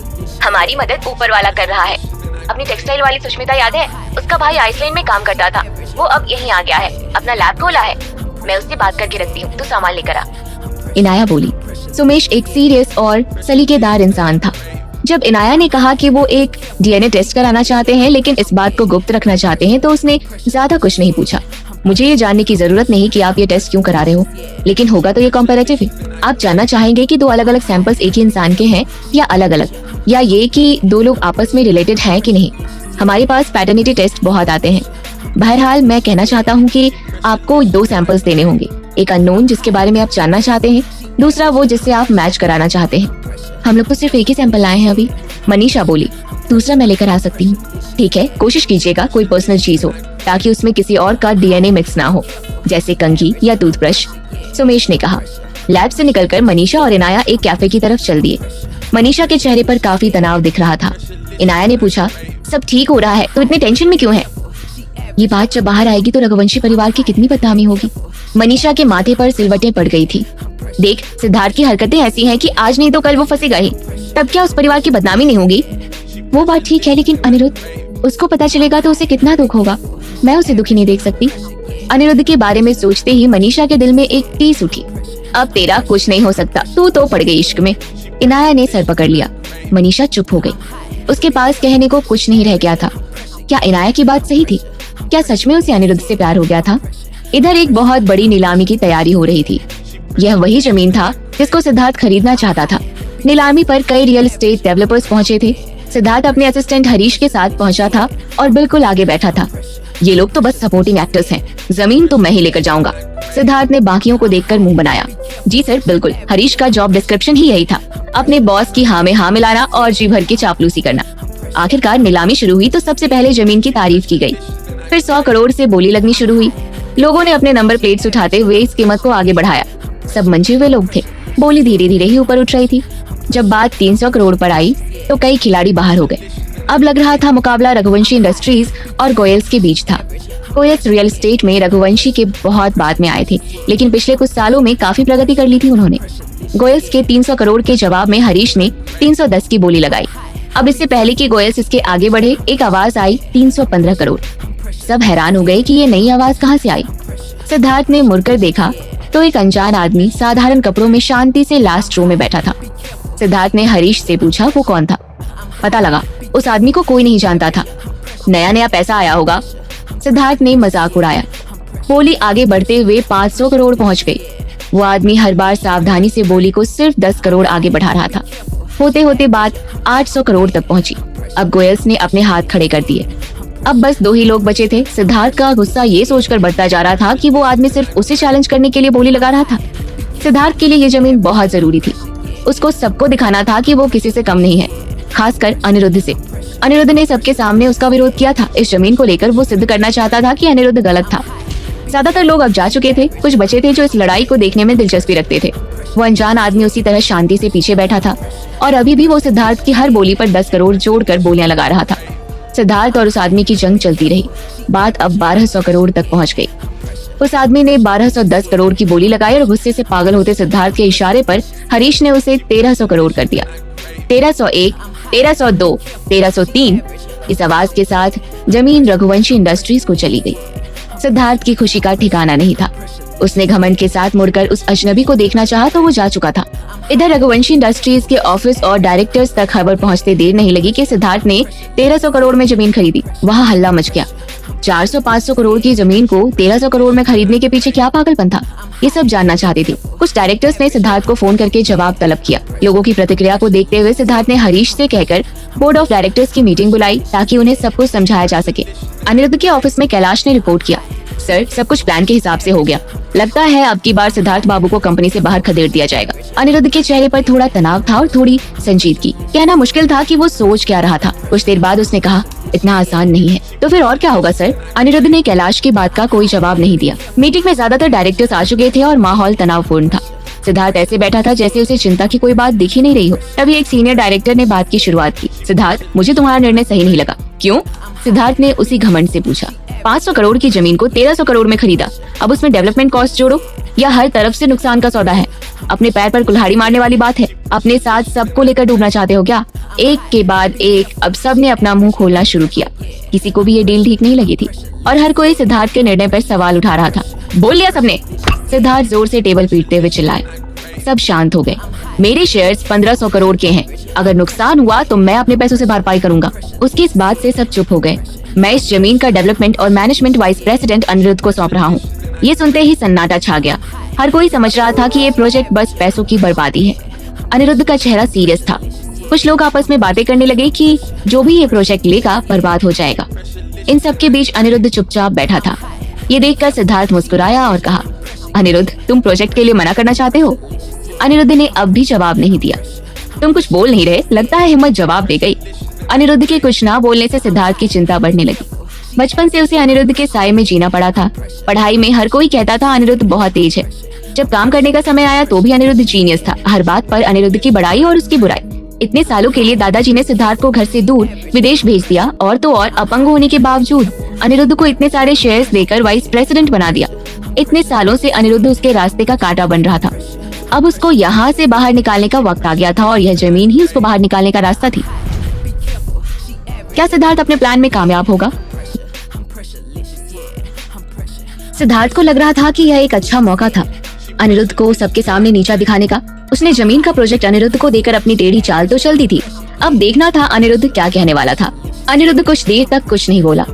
सबको लगा कि वो जवाब नहीं देगा। तभी उसकी आवाज आई, हम यह प्रोजेक्ट ले सकते हैं, लेकिन एक शर्त है। सबकी नजरें अब अनिरुद्ध पर जाकर लग गई। सिद्धार्थ बोला, क्या शर्त? सिद्धार्थ सोच रहा था कि अनिरुद्ध कुछ भी कर ले यह प्रोजेक्ट तो नहीं कर पाएगा, तो शर्त रखकर क्या ही करेगा। इस प्रोजेक्ट की जमीन को खरीदने के लिए पैसा इस कंपनी से नहीं जाएगा, बल्कि तुम्हारे शेयर से जाएगा। अनिरुद्ध मुस्कुराकर बोला। जैसे ही सब लोगों ने ये सुना, उन्हें याद आ गया कि कोई अनिरुद्ध से दुश्मनी क्यों नहीं करता। सिद्धार्थ को खुद भी लगा कि वह थोड़ा फंस गया है। उसने अभी अभी सबके सामने कहा था कि वह अपने शेयर से जमीन का पैसा देने के लिए तैयार है, तो वह अब अपनी बात से पीछे नहीं हट सकता था। इसलिए उसने कहा, ठीक है। सिद्धार्थ के हामी भरने के बाद अब अनिरुद्ध बोला, अगर तुमने ये जमीन अपने पैसों से खरीदी तो फिर तुम्हारे पास इतने शेयर्स बचेंगे ही नहीं कि तुम इस कंपनी के प्रेसिडेंट बने रहो। तो क्यों ना यह कुर्सी पहले ही खाली कर दो। इस बात पर कुछ डायरेक्टर्स मुंह छुपाकर हंसने लगे। ये लड़ाई और दिलचस्प होती जा रही थी। अब सिद्धार्थ को समझ में आ गया था कि अनिरुद्ध ने उसे किस तरह से जाल में फंसाया है। अंदर से तो बड़ा खून जला सिद्धार्थ का, लेकिन वो ऊपर से अपनी कमजोरी दिखाना नहीं चाहता था। लगता है भाई साहब की नजर इस कुर्सी पर है। इस बात का अनिरुद्ध ने कोई जवाब नहीं दिया। सिद्धार्थ ने सोचा कि चाहे कुछ भी हो जाए, अनिरुद्ध बच के तो नहीं निकल सकता। इसलिए वो आगे बोला, मुझे तुम पर पूरा विश्वास है, ये प्रोजेक्ट तुम जरूर पूरा करोगे। अनिरुद्ध चुपचाप शांति से बैठा था। मीटिंग के बाद सिद्धार्थ दंदनाते हुए अनिरुद्ध के ऑफिस में पहुंचा। ये प्रोजेक्ट थोड़ा मुश्किल है। तुम्हारे भाई होने के नाते मैं तुम्हें इस प्रोजेक्ट से बचने के लिए एक अच्छा आइडिया दे सकता हूँ। अनिरुद्ध के सामने खड़े होकर सिद्धार्थ ने कहा। ये सुनकर अनिरुद्ध हल्के से मुस्कुराया। अच्छा, क्या करना चाहिए हमें? मुझे लगता है तुम्हारा अपंग होना सबसे बढ़िया बहाना रहेगा। तुम पापा से बोल दो कि तुमसे यह प्रोजेक्ट नहीं हो पाएगा और इससे हाथ खींच लो, और लोगों की शिकायत से बचने के लिए देश छोड़ दो तो अच्छा रहेगा। सिद्धार्थ बोला। और उसके बाद? अनिरुद्ध ने सहजता से पूछा। उसके बाद वही रहो आराम से, वापस आकर क्या करना है? ऐश से जीने लायक पैसे तो हैं ही तुम्हारे पास। अनिरुद्ध सिद्धार्थ की बात सुनकर हैरान नहीं हुआ। वो पहले से ही सिद्धार्थ की सभी चालें समझ रहा था। वह बस ये बात सिद्धार्थ के मुंह से सुनना चाहता था। सिद्धार्थ, सबसे पहले तो ये जमीन तुमने अपनी जिद पर ली है। लोगों ने समझाया, हमने मना किया, पर तुम नहीं माने। ऊपर से तुमने इस जमीन के लिए 3 गुना दाम दिया। अब तुम एक तीर से 2 शिकार करना चाहते हो। अपनी गलती के लिए हमें बलि का बकरा बना रहे हो और फिर हमें बचाने का नाटक करके अपने रास्ते से हटाने के चक्कर में हो। अनिरुद्ध ने कहा। सिद्धार्थ कुछ बोल नहीं पाया। उसे लगा नहीं था कि अनिरुद्ध उसकी चाल समझ सकता है। उसको लगा कि ऐसे चालाक भाई को ज्यादा दिन अपने पास रखना ठीक नहीं है, तो उसने मुंह बनाकर आगे कहा, हर कोई कहता है तुम बहुत काबिल हो, कुछ भी कर सकते हो, जिस काम में हाथ लगाते हो उसमें फायदा होता है। तो मैं बस देखना चाहता था कि ये सब बातें सच है कि नहीं। अगर सच नहीं है तो तुम किस वजह से, किस अधिकार से कंपनी में अभी तक बने हुए हो? अनिरुद्ध ने जवाब नहीं दिया। जब तुमसे सवाल किया जाए तो तुम्हारे पास कभी जवाब नहीं होता। सच तो यह है कि दादाजी ने बेवजह और बेईमानी करके इस कंपनी का काम तुम्हें दिया हुआ था। सिद्धार्थ को लगा उसने भारी वार किया है। अनिरुद्ध तिलमिला जाएगा। जब इस बात पर भी अनिरुद्ध को गुस्सा नहीं आया तो सिद्धार्थ झल्लाकर उसके ऑफिस से बाहर चला गया। उसके जाने के बाद कैलाश बोला, सर, जैसा आपने सोचा था सिद्धार्थ बाबू ने अपनी चाल चल दी है। अब हमें क्या करना चाहिए? अनिरुद्ध को मालूम था कि सिद्धार्थ क्या चाहता है, लेकिन सिद्धार्थ के अंदर सब्र नहीं था और उसने अनिरुद्ध को आंकने में गलती की थी। अनिरुद्ध ने गहरी सांस ली। चिंता की कोई बात नहीं है, इस खेल का रिमोट कंट्रोल अभी भी हमारे हाथ में ही है। धीरे धीरे आराम से खेलेंगे। डॉक्टर हुडा के क्लिनिक में मनीषा बहुत ही ध्यान से और मेहनत से काम कर रही थी। उसकी लगन देखकर डॉक्टर साहब को भी लग रहा था कि जितना आता है सब कुछ सिखा दे। काम के बीच में फोन की घंटी बजी। मनीषा ने देखा अनिरुद्ध का फोन था। उसने उठाकर पूछा, आप ठीक हैं? अनिरुद्ध की आवाज आई। आप इस समय कहाँ हैं? क्लिनिक पर। ये तो बहुत अच्छा हुआ, आप अपने क्लिनिक का पता बता दें, हम इस समय फ्री हैं, तो हम आकर डॉक्टर हुडा से मिल सकते हैं। ये कैसा रहेगा? अनिरुद्ध ने पूछा। मनीषा का चेहरा खिल गया। बहुत ही अच्छा रहेगा, मैं आपका इंतजार करूंगी। मनीषा की खुशी का ठिकाना नहीं था। सिद्धार्थ ने उसकी बात मान ली थी। अब बस डॉक्टर हुडा उसे देख लें और उसका इलाज शुरू कर दे, तो बस कुछ ही समय में सब ठीक हो जाएगा। मनीषा के पूरे शरीर में खुशी की लहरें दौड़ रही थी। उसने डॉक्टर हुडा से कहा, मेरे पति आने वाले हैं, आप थोड़ा समय निकालकर उन्हें देख लेंगे? बिल्कुल। डॉक्टर को थैंक यू बोलकर मनीषा क्लिनिक के दरवाजे पर जाकर खड़ी हो गई। उधर से गाड़ी में आते हुए कैलाश ने जब देखा तो अनिरुद्ध को बताया, सर, मैडम तो दरवाजे पर खड़ी होकर आपका ही इंतजार कर रही है। अनिरुद्ध मुस्कुराया। और तेज चलाओ। कैलाश हैरान हो गया। सामने 100 मीटर पर तो क्लिनिक था, 2 सेकंड में वैसे भी पहुंचने वाले थे। इस समय और तेज चलाने का मतलब क्या हुआ? बहरहाल क्लिनिक के आगे कैलाश ने दरवाजा खोला और मनीषा अनिरुद्ध को अंदर ले गई और डॉक्टर हुडा से मिलवाया। दोनों ने एक दूसरे से शिष्टाचार दिखाते हुए नमस्ते किया। फिर डॉक्टर हुडा ने कहा, मनीषा, अब मैं अनिरुद्ध बाबू का चेकअप करूंगा। तुम्हारा यहाँ रहना ठीक नहीं लगता, तुम बाहर इंतजार करो। मनीषा हैरान हो गई। डॉक्टर हुडा ने कई बार उसके सामने मेल पेशेंट्स के चेकअप किए और मसाज की है। उन्होंने अब तक कभी मनीषा को बाहर जाने के लिए नहीं कहा। उसे लगा कहीं ऐसा तो नहीं कि अनिरुद्ध का केस बहुत खराब है, इसलिए डॉक्टर साहब उसे देखने नहीं देना चाह रहे थे। डॉक्टर हुडा ने मनीषा को बाहर निकालकर दरवाजा बंद किया। ना तो उन्होंने अनिरुद्ध को बेड पर लिटाया और ना उसका चेकअप किया। ऐसा लगा डॉक्टर हुडा अनिरुद्ध को पहले से जानते थे। वे बोले, सर, मैडम बहुत मेहनत कर रही हैं सीखने के लिए। उन्होंने आपको ठीक करने का मन बना ही लिया है। अनिरुद्ध ने सर हिलाया। लेकिन हम नहीं चाहते कि वो बहुत थक जाएं। आप उनका ख्याल रखें। डॉक्टर हुडा को याद आया कि मनीषा तो अब तो और ज्यादा मेहनत करने का प्लान बना रही थी। हर रोज 2 घंटे और शनिवार रविवार सारा दिन काम करना चाहती थी। उन्हें समझ नहीं आया ये कैसे बताएं। सर, वो इतनी लगन से काम करती है, मैं रोक नहीं पाता हूँ। मैं भी नहीं चाहता कि वो थके, लेकिन वो रुकना ही नहीं चाहती। डॉक्टर हुडा ने कहा, आप अपना उत्तराधिकारी बनाना चाहते हो उन्हें? अनिरुद्ध के चेहरे से पता नहीं चल रहा था कि ये बात उसने सहज तरीके से कही थी या गुस्से में। डॉक्टर हुडा पशोपेश में थे। क्या कहें, वे डरते हुए बोले, सर, मैडम मसाज और एक्यूपंक्चर दोनों में बहुत टैलेंटेड है। हमारी तरफ से कोई जोर नहीं है। वो जितना सीखना चाहती हैं हम उतना ही सिखाएंगे। ठीक है, अनिरुद्ध बोला। अनिरुद्ध का जवाब डॉक्टर हुडा के कान में मिश्री की तरह था। कहते हैं किसी राजा के साथ रहना शेर के साथ रहने के बराबर है। दोनों का रुख कब बदल जाए पता नहीं लगता। हालांकि डॉक्टर हुडा की उम्र अनिरुद्ध से बहुत ज्यादा थी, लेकिन वो भी अनिरुद्ध के मूड को भांप नहीं पाते थे। अनिरुद्ध काफी देर से डॉक्टर हुडा के साथ था। बाहर मनीषा का चिंता से बुरा हाल था। इतनी देर क्यों लग रही थी? कहीं अनिरुद्ध का केस ज्यादा खराब तो नहीं था? डॉक्टर हुडा ठीक कर पाएंगे कि नहीं? सोच सोच कर मनीषा के पसीने छूट रहे थे। तभी डॉक्टर हुडा और अनिरुद्ध बाहर आए। मनीषा ने फौरन पूछा, क्या लगता है आपको, क्या इनके पैर ठीक हो जाएंगे? डॉक्टर हुडा ने अपना सर धीरे से ना में हिलाया। मनीषा का दिल बैठ गया। लगा जैसे दुखों का पहाड़ गिर पड़ा हो उसके ऊपर। कितनी उम्मीदें थी उसको, कितनी मेहनत से वो सीख रही थी, लेकिन सब कुछ बेकार हो गया। उसे लग रहा था कि वो नाउम्मीद के सैलाब में डूब जाएगी, लेकिन किसी तरह उसने अपने आप को संभाला और अनिरुद्ध से बोली, आप चिंता ना करें, आजकल तो हर कोई नई से नई तकनीक और दवाइयाँ आती रहती हैं। हम लोग हिम्मत नहीं हारेंगे और आपको ठीक करके रहेंगे, मनीषा ने कहा। अनिरुद्ध ने मुस्कुराकर मनीषा का हाथ थाम लिया। मनीषा, हालत इतनी खराब नहीं है जितना तुम सोच रही हो। डॉक्टर हुडा बोल पड़े। क्या सच में? मनीषा की आंखों में कुछ उम्मीद जगी। डॉक्टर हुडा अनिरुद्ध की तरफ देखते हुए बोले, अगर तुम ठीक तरीके से मसाज करती रहोगी तो ठीक होने की पूरी गुंजाइश है। मनीषा खुशी से उछल पड़ी। सुना आपने, आप मसाज से ठीक हो सकते हैं। अब मैं हर रोज अच्छे से आपके पैर की मालिश करूंगी, मनीषा बोली। तो ये हम आपके ऊपर छोड़ देते हैं मिसेस रघुवंशी, अनिरुद्ध मुस्कुराकर बोला। क्लिनिक से निकलकर अनिरुद्ध और मनीषा कार में बैठ गए। मनीषा बहुत खुश थी और क्लिनिक की बड़ाई करती जा रही थी। अनिरुद्ध बोला, मनीषा, हम नहीं चाहते आप बहुत ज्यादा मेहनत करें इसमें। अरे मुझे कोई परेशानी नहीं होती, मुझे इससे बहुत ज्यादा मेहनत करने की आदत है। मनीषा का परिवार उसको कैसे रखता रहा होगा, ये सोचकर अनिरुद्ध का दिल उदास हो गया। हो सकता है आप बर्दाश्त कर ले, लेकिन हमें बर्दाश्त नहीं होगा। मनीषा को अनिरुद्ध का ऐसा ख्याल करना अच्छा लगा। उसने अपना सर अनिरुद्ध के कंधे पर टिका दिया। अब वो रेस्टोरेंट में आ गए जहाँ वे खाना खाने वाले थे। कैलाश उन्हें रेस्टोरेंट के प्राइवेट रूम तक ले गया। मनीषा और अनिरुद्ध अपना खाना ऑर्डर कर ही रहे थे कि मनीषा के फोन पर कॉल आ गया। उसने देखा उसकी माँ का फोन था। लता जी ने प्यार जताने के लिए तो फोन किया नहीं होगा, ये सोचकर मनीषा अनिरुद्ध से इजाजत लेकर कॉल रिसीव करने रूम से बाहर चली गई। मनीषा, मुझे तुमसे कुछ जरूरी बात करनी है, अभी आ जाओ। लता जी की आवाज आई। अभी तो मैं अनिरुद्ध के साथ खाना खा रही हूँ, थोड़ी देर में आती हूँ, मनीषा ने कहा। वाह, यहाँ जिंदगी मौत का सवाल है और तुम्हें अपना खाना ज्यादा जरूरी लग रहा है। इसी दिन के लिए पाला था तुम्हें। लता जी चिल्लाई। लता जी के तेवर देखकर मनीषा समझ गई कि बिना उनसे मिले ये मामला सलटने वाला नहीं है। वो अनिरुद्ध से झूठ नहीं बोलना चाहती थी। मुझे एक इमरजेंसी काम आ गया है जिसके लिए मुझे जाना ही पड़ेगा। सॉरी, इसके बदले में मैं आपका कोई काम कर दूंगी। आप जाइए, लेकिन इसके बदले आप हमारा कौन सा काम करेंगी ये हम डिसाइड करेंगे, अनिरुद्ध ने कहा। मनीषा समझ गई अनिरुद्ध इस बात का फायदा उठाने के मूड में था, लेकिन उसके पास कोई चारा भी नहीं था। क्यों बुलाया था लता जी ने मनीषा को? मनीषा लता जी के दिए हुए एड्रेस पर पहुंची। ये एक छोटा सा गली का कैफे था। मनीषा पहले ही हैरान थी कि उसकी माँ ने घर पर बात करने क्यों नहीं बुलाया, लेकिन जब इस जगह को देखा तो उसका सर और भी चकरा गया। वो हैरान थी क्योंकि इस तरह की जगह लता जी का स्टाइल नहीं था। लता जी को अपने इमेज की बहुत फिक्र थी। हमेशा सलीके से अच्छी साड़ियाँ पहने धीमे बोलने वाली लता जी की इज्जत थी। अपने बराबर की औरतों में औरों से ज्यादा रईस, औरों से ज्यादा सुसंस्कृत माने जाने का शौक था उन्हें। मनीषा को लगा वो गलत जगह आई हैं, लेकिन सोचा एक बार अंदर झांक कर चेक कर ले।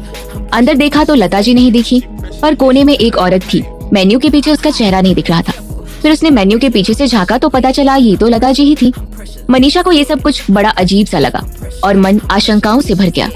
मनीषा जाकर लता जी की टेबल पर बैठ गई। क्या बात है माँ, आपने मुझे यहाँ क्यों बुलाया है? आपको क्या बात करनी थी? लता जी ने कुछ देर तक जवाब नहीं दिया। मनीषा को लगा वो कुछ बोलेंगी ही नहीं। मनीषा इन लोगों के नाटक से थक चुकी थी और शायद झल्ला कर उठकर चली भी जाती, लेकिन आज पहली बार उसने देखा कि लता जी की आंखें झुकी हुई थी और अपनी जुबान को चाबुक की तरह इधर उधर हाँकने वाली लता जी जो कहना चाहती थी कह नहीं पा रही थी। फिर अचानक उन्होंने अपना सर उठाया। चेहरे पर पहले वाले भाव आए और वो बोली, मुझे पैसा चाहिए। उन्होंने कुछ इस अंदाज में बोला कि मनीषा समझ नहीं पाई। उसे लगा लता जी अपने पैसे वापस मांग रही है, लेकिन उसने तो उनसे कोई पैसे लिए ही नहीं। मनीषा कुछ पल के लिए उनकी शक्ल देखती रही, शायद वो बताएंगी कौन से पैसे। मुझे 8 लाख रुपए चाहिए। मनीषा अब भी समझ नहीं पाई। तुमसे?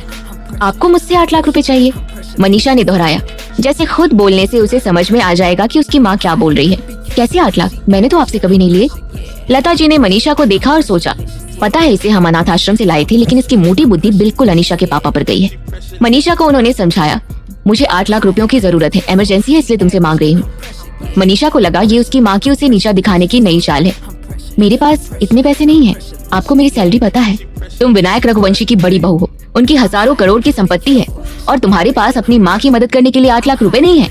लता जी ने कहा, उनकी हजारों करोड़ की संपत्ति उनकी है, मेरी नहीं, लेकिन आपको ये 8 लाख क्यों चाहिए?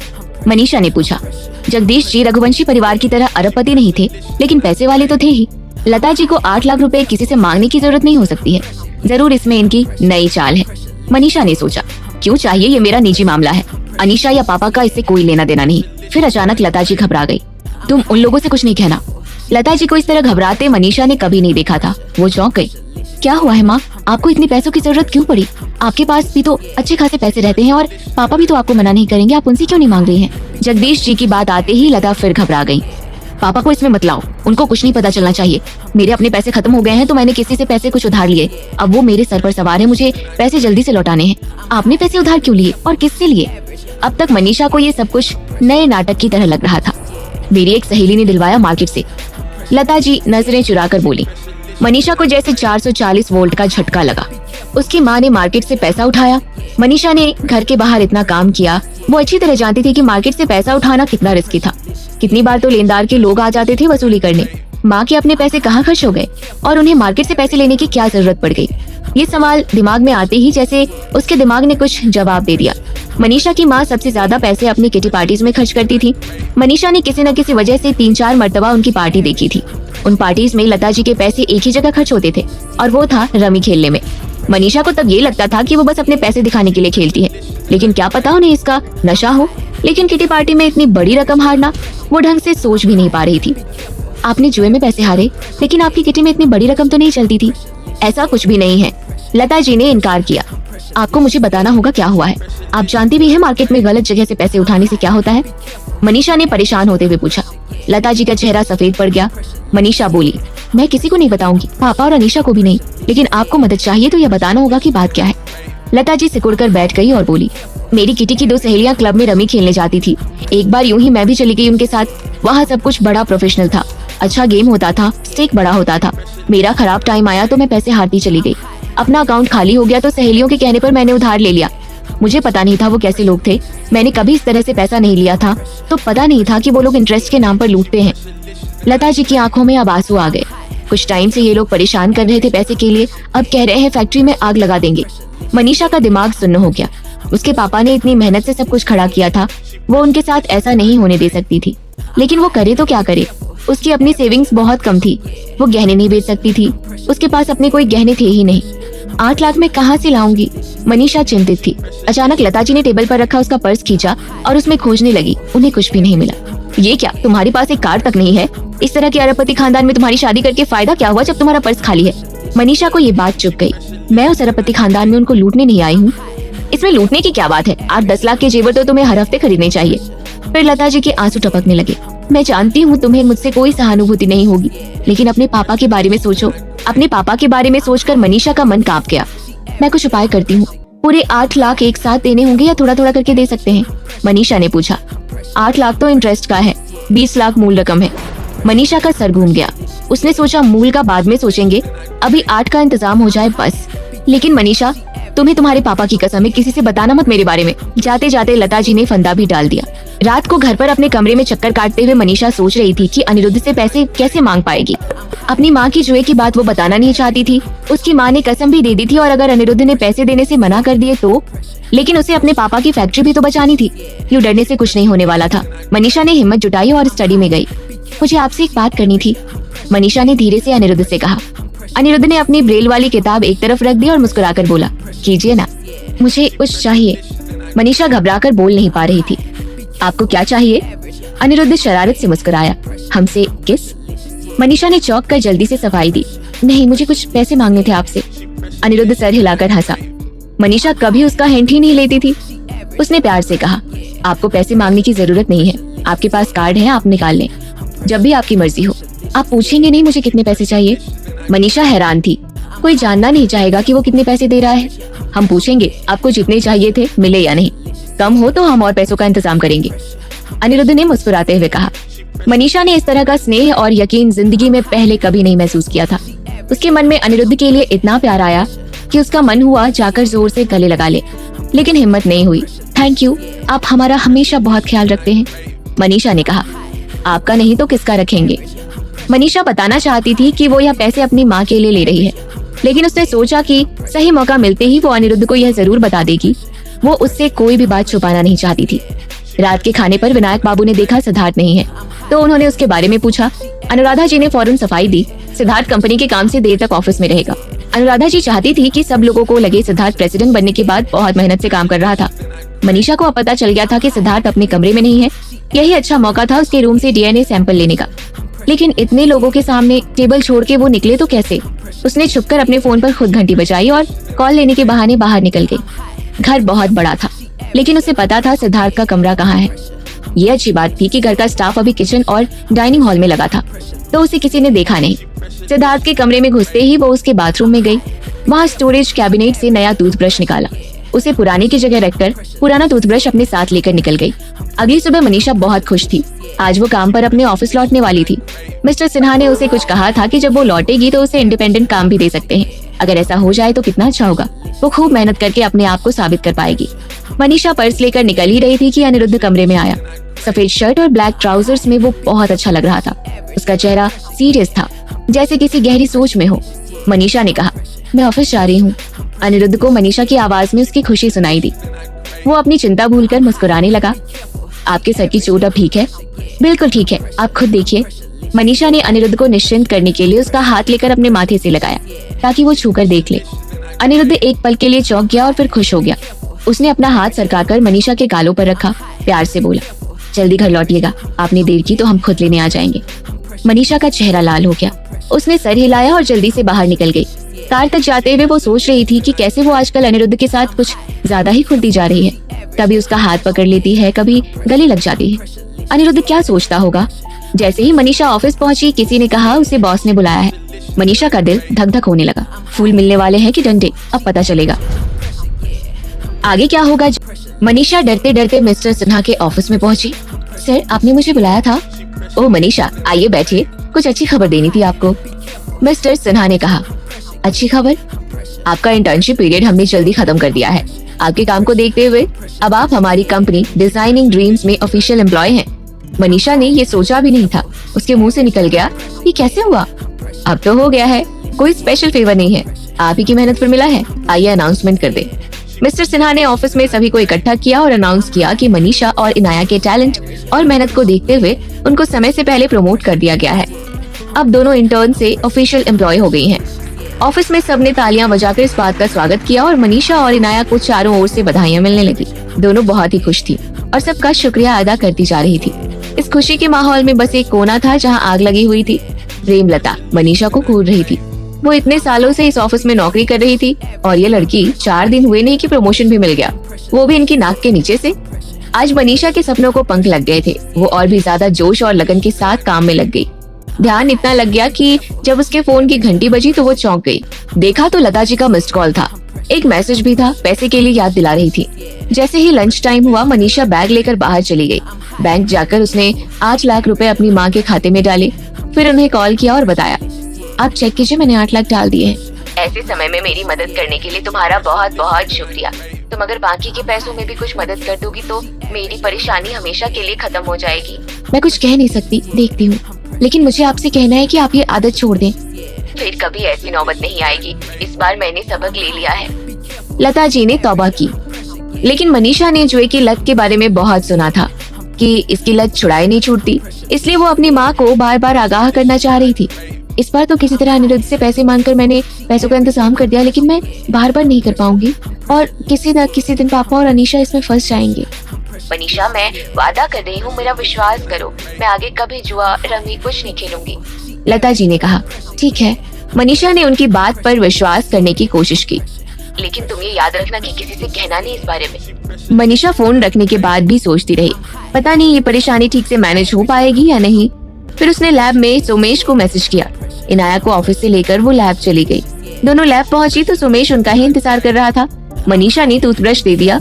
वो दोनों अब जाने ही वाले थे कि इनाया ने सोमेश से पूछा, मैं डीएनए टेस्ट के बारे में ऑनलाइन पढ़ रही थी, उसमें लिखा था जुड़वा बच्चों का डीएनए सेम होता है, ये सही है क्या? हाँ, अगर आइडेंटिकल ट्विंस यानी बिल्कुल एक जैसे दिखने वाले ट्विंस हो तो डीएनए सेम होगा। मनीषा और इनाया ने एक दूसरे की तरफ देखा। इनाया ने सोमेश से पूछा कि वो और मनीषा 5 मिनट के लिए कुछ पर्सनल बातें कर सकते हैं। हाँ जरूर, आप डिस्कस कर लीजिए और कोई और सवाल भी हो तो मैं यही हूँ। मनीषा और इनाया सोमेश के ऑफिस से निकलकर रिसेप्शन की तरफ चले गए। तू समझ रही है ना इसका क्या मतलब है? इनाया ने पूछा। चादर और टूथब्रश का डीएनए मैच कर भी गया तो कुछ साबित नहीं हो पाएगा। अनिरुद्ध और सिद्धार्थ का डीएनए सेम है तो क्या हुआ? मुझे पता है वो अनिरुद्ध नहीं है। मनीषा ने बहुत विश्वास के साथ कहा। तुझे पता होने से पुलिस और कोर्ट को कोई फर्क नहीं पड़ता मनीषा।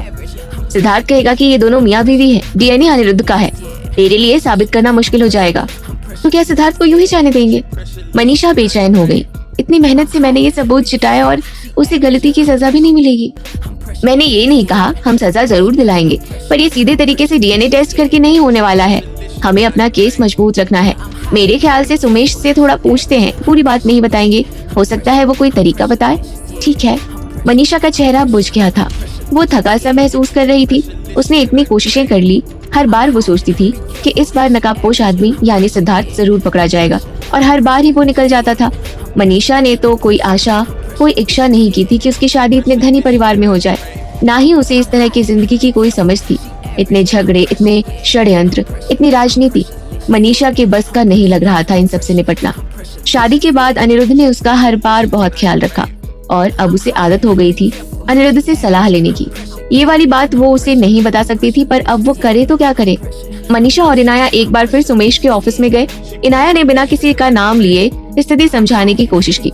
देखिए, जिसका डीएनए हम मैच करना चाहते हैं उसका एक जुड़वा भाई भी है। वो बिल्कुल हम शक्ल आइडेंटिकल ट्विंस है। हमें पुलिस के पास जाना है। हमारा सबूत पुख्ता होना चाहिए। अगर चादर का डीएनए दोनों भाइयों से मैच कर गया तो हमारा केस नहीं बन पाएगा। सुमेश सोच में पड़ गया और कहा, आपका डर सही है। अगर वो आइडेंटिकल हैं, तो आप ये साबित नहीं कर पाएंगे कि चादर पर किसका डीएनए है। सुमेश ने मनीषा का उदास चेहरा देखकर कहा, एक काम कीजिए, मैं आपको गलत उम्मीद नहीं देना चाहता हूँ, पर आप दूसरे भाई का भी डीएनए सैंपल ले ही आइए। है तो बहुत ही रेयर, लेकिन कभी कभी कुछ म्यूटेशंस हो जाते हैं आइडेंटिकल ट्विंस में भी। अगर ये जरूरी है तो चांस लेते हैं। ठीक है, मनीषा ने कहा। सुमेश के आश्वासन पर भी उसका मूड ठीक नहीं हुआ। इतना कुछ कर रही थी वो, लेकिन अगर ये साबित हो भी जाए कि सिद्धार्थ ही था और उसके ऊपर केस हो भी जाए, तो भी उसका किया हुआ भूल पाएगी वो। दोनों ऑफिस पहुंचे तो सबने पार्टी का मन बनाया हुआ था। इनाया तैयार थी, पर मनीषा का मन नहीं हुआ। यही कोई और दिन होता तो वो चली भी जाती, लेकिन अब उसका कहीं जाने का मन नहीं था। अब वो बस ऑफिस के बाद घर जाकर शांति से बैठना चाहती थी। इनाया को मनीषा के चेहरे से लग गया कि वो मना करने वाली है। उसने मनीषा को समझाया, ये सब लोग हमारी खुशी में शामिल होना चाहते हैं, हम ही मना कर देंगे तो कैसा लगेगा? और वैसे भी तुझे जरूरत है बाहर निकलने की, अपने दिमाग से परेशानी हटाने की। चलते हैं मनीषा। मनीषा को लगा इनाया ठीक ही कह रही है, तो उसने चलने के लिए हाँ कर दी। उसके हाँ करते ही सब लोग जुटकर प्लान बनाने में कि कहाँ जाएंगे, क्या खाएंगे। हंसी मजाक में जल्दी ही मनीषा सचमुच अपना दर्द भूल गई। तभी किसी ने पूछा उससे कि उसके पति को खुशखबरी सुनकर कैसा लगा। मनीषा को याद आया कि वो अनिरुद्ध को बताना तो भूल ही गई थी। उसने फौरन फोन लगाया और अनिरुद्ध के फोन उठाते ही बोली, मुझे आपको एक अच्छी खबर देनी है। मनीषा की खुशी भरा आवाज सुनकर अनिरुद्ध के चेहरे पर मुस्कुराहट आ गई। बताइए। मेरी और इनाया की इंटर्नशिप समय से पहले ही पूरी हो गई और हमारी नौकरी पक्की हो गई। मनीषा ने कहा, बहुत बहुत मुबारक हो आपको। बहुत ही खुशी के साथ अनिरुद्ध बोला। मनीषा को लगा उसकी खुशी दोगुनी हो गई है। अच्छा, वो हमारे कलीग्स इस खुशी में पार्टी कर रहे हैं तो मुझे घर आने में देर हो सकती है, कोई परेशानी तो नहीं है? मनीषा ने कहा। वो बस एक पल चुप रहा, फिर बोला, अपना ख्याल रखिएगा और एंजॉय कीजिए। फोन रखने के बाद अनिरुद्ध सोच में पड़ गया। कुछ देर में कैलाश आया। सर, मैडम के ड्राइवर ने बताया कि मैडम फिर से उस लैब में गई थी। वहाँ क्या काम था पता नहीं। उसने कहा वो वहाँ सहेली के साथ गई थी, वो भी काफी जल्दी में। अनिरुद्ध हल्के से मुस्कुराया। उन्होंने कार्रवाई शुरू कर दी है। अनिरुद्ध जानता था कि सीधी सादी होने के बावजूद मनीषा में हिम्मत थी। वो बहुत समझौते करती थी, सबको खुश करके रखना चाहती थी, लेकिन मौका आने पर उसने अनीशा को सबक भी सिखाया था। लेकिन हाँ, अनिरुद्ध के सामने वो अभी भी बहुत भोली थी। कैलाश बेचारा अनिरुद्ध की बात को समझने की कोशिश में लगा था। कार्यवाही? कौन सी कार्यवाही? तभी दरवाजे पर कोई आया। कैलाश ने खोला तो देखा विनायक बाबू थे और काफी गुस्से में दिखाई पड़ रहे थे। तुम जा सकते हो, विनायक बाबू ने कैलाश को कहा। वो खुशी खुशी निकल गया। अनिरुद्ध मुस्कुराकर बोला, पापा आप यहाँ? इस जमीन का क्या हो रहा है? मैंने सुना है सिद्धार्थ ने 1300 करोड़ में से खरीद लिया है। अनिरुद्ध समझ गया कि उसके पापा इस बात के लिए गुस्से में हैं। हाँ, सिद्धार्थ को ये जमीन बहुत फायदे की लग रही थी। उसकी जिद थी खरीदने की, तो उसने कंपनी में अपने शेयर्स के पैसों से ली है और हमें उसके डेवलपमेंट की जिम्मेदारी दे दी है, अनिरुद्ध ने कहा। विनायक बाबू ने गुस्से से मुट्ठी भींच ली। उनकी नसें तन गई और वो बोले, सिद्धार्थ ने हद कर दी इस बार। ये सिर्फ बेवकूफी नहीं, पागलपन है। इतने पैसे लगा दिए। कोई बात नहीं, हमारे पास उस जमीन के लिए अच्छा आइडिया है। अनिरुद्ध का आत्मविश्वास देखकर विनायक बाबू कुछ शांत हुए। तुम्हें पक्का लगता है कि इस जमीन का कुछ हो सकता है? विनायक बाबू ने पूछा। जी पापा, हम जल्दी ही इसके प्लान्स दिखाएंगे, अनिरुद्ध ने कहा। मुझे तुम पर पूरा भरोसा है। अनिरुद्ध के चेहरे के भाव समझना मुश्किल था। विनायक बाबू ने अचानक फिर रुख बदला और कहा, लेकिन इतने पैसे इस जमीन से निकल पाना नामुमकिन लगता है। अब की बार अनिरुद्ध ने कोई जवाब नहीं दिया। उसका चेहरा तना हुआ था, लेकिन उसके दिमाग में क्या चल रहा था ये सिर्फ वही जानता था। डिजाइनिंग ड्रीम्स के सब लोगों ने मनीषा और इनाया के साथ रेस्टोरेंट में खाना खाया। फिर प्रेमलता की तरफ से सुझाव आया कि घर लौटने से पहले शहर के एक नाइट क्लब में चलें। ज्यादातर लोग, खासकर लड़के, इस सुझाव से खुश हो गए। कुछ पिए बिना सेलिब्रेशन कैसे होता? प्रेमलता ने कहा कि वो क्लब के मालिक को जानती है, तो उन्हें डिस्काउंट भी मिलेगा। बस अब तो वहाँ का प्लान पक्का ही हो गया। मनीषा और इनाया वहाँ नहीं जाना चाहते थे, लेकिन सबके जोश को देखते हुए उन्हें रंग में भंग नहीं डालना ठीक लगा। क्लब में जाकर सब लोग बैंक्वेट एरिया में बैठ गए और प्रेमलता ने सबको ड्रिंक्स लेने के लिए उकसाया। मिस्टर सिन्हा ने हिदायत दी कि लोग ज्यादा ना पिएं और जो पीते नहीं वो नॉन अल्कोहलिक ड्रिंक ही ले। मनीषा और इनाया ने मोजितो लिया। हालांकि वे दोनों सबके साथ ही बैठी थी। थोड़ी देर में जैसे जैसे लोगों को थोड़ा नशा चढ़ा तो मस्ती का माहौल बना। 2-2, 3-3 के ग्रुप बनाकर लोग गप्पे और हंसी मजाक कर रहे थे। प्रेमलता की नजर मनीषा पर थी। स्टेज तो प्रेमलता ने तैयार कर लिया था, अब ड्रामा होना बाकी था।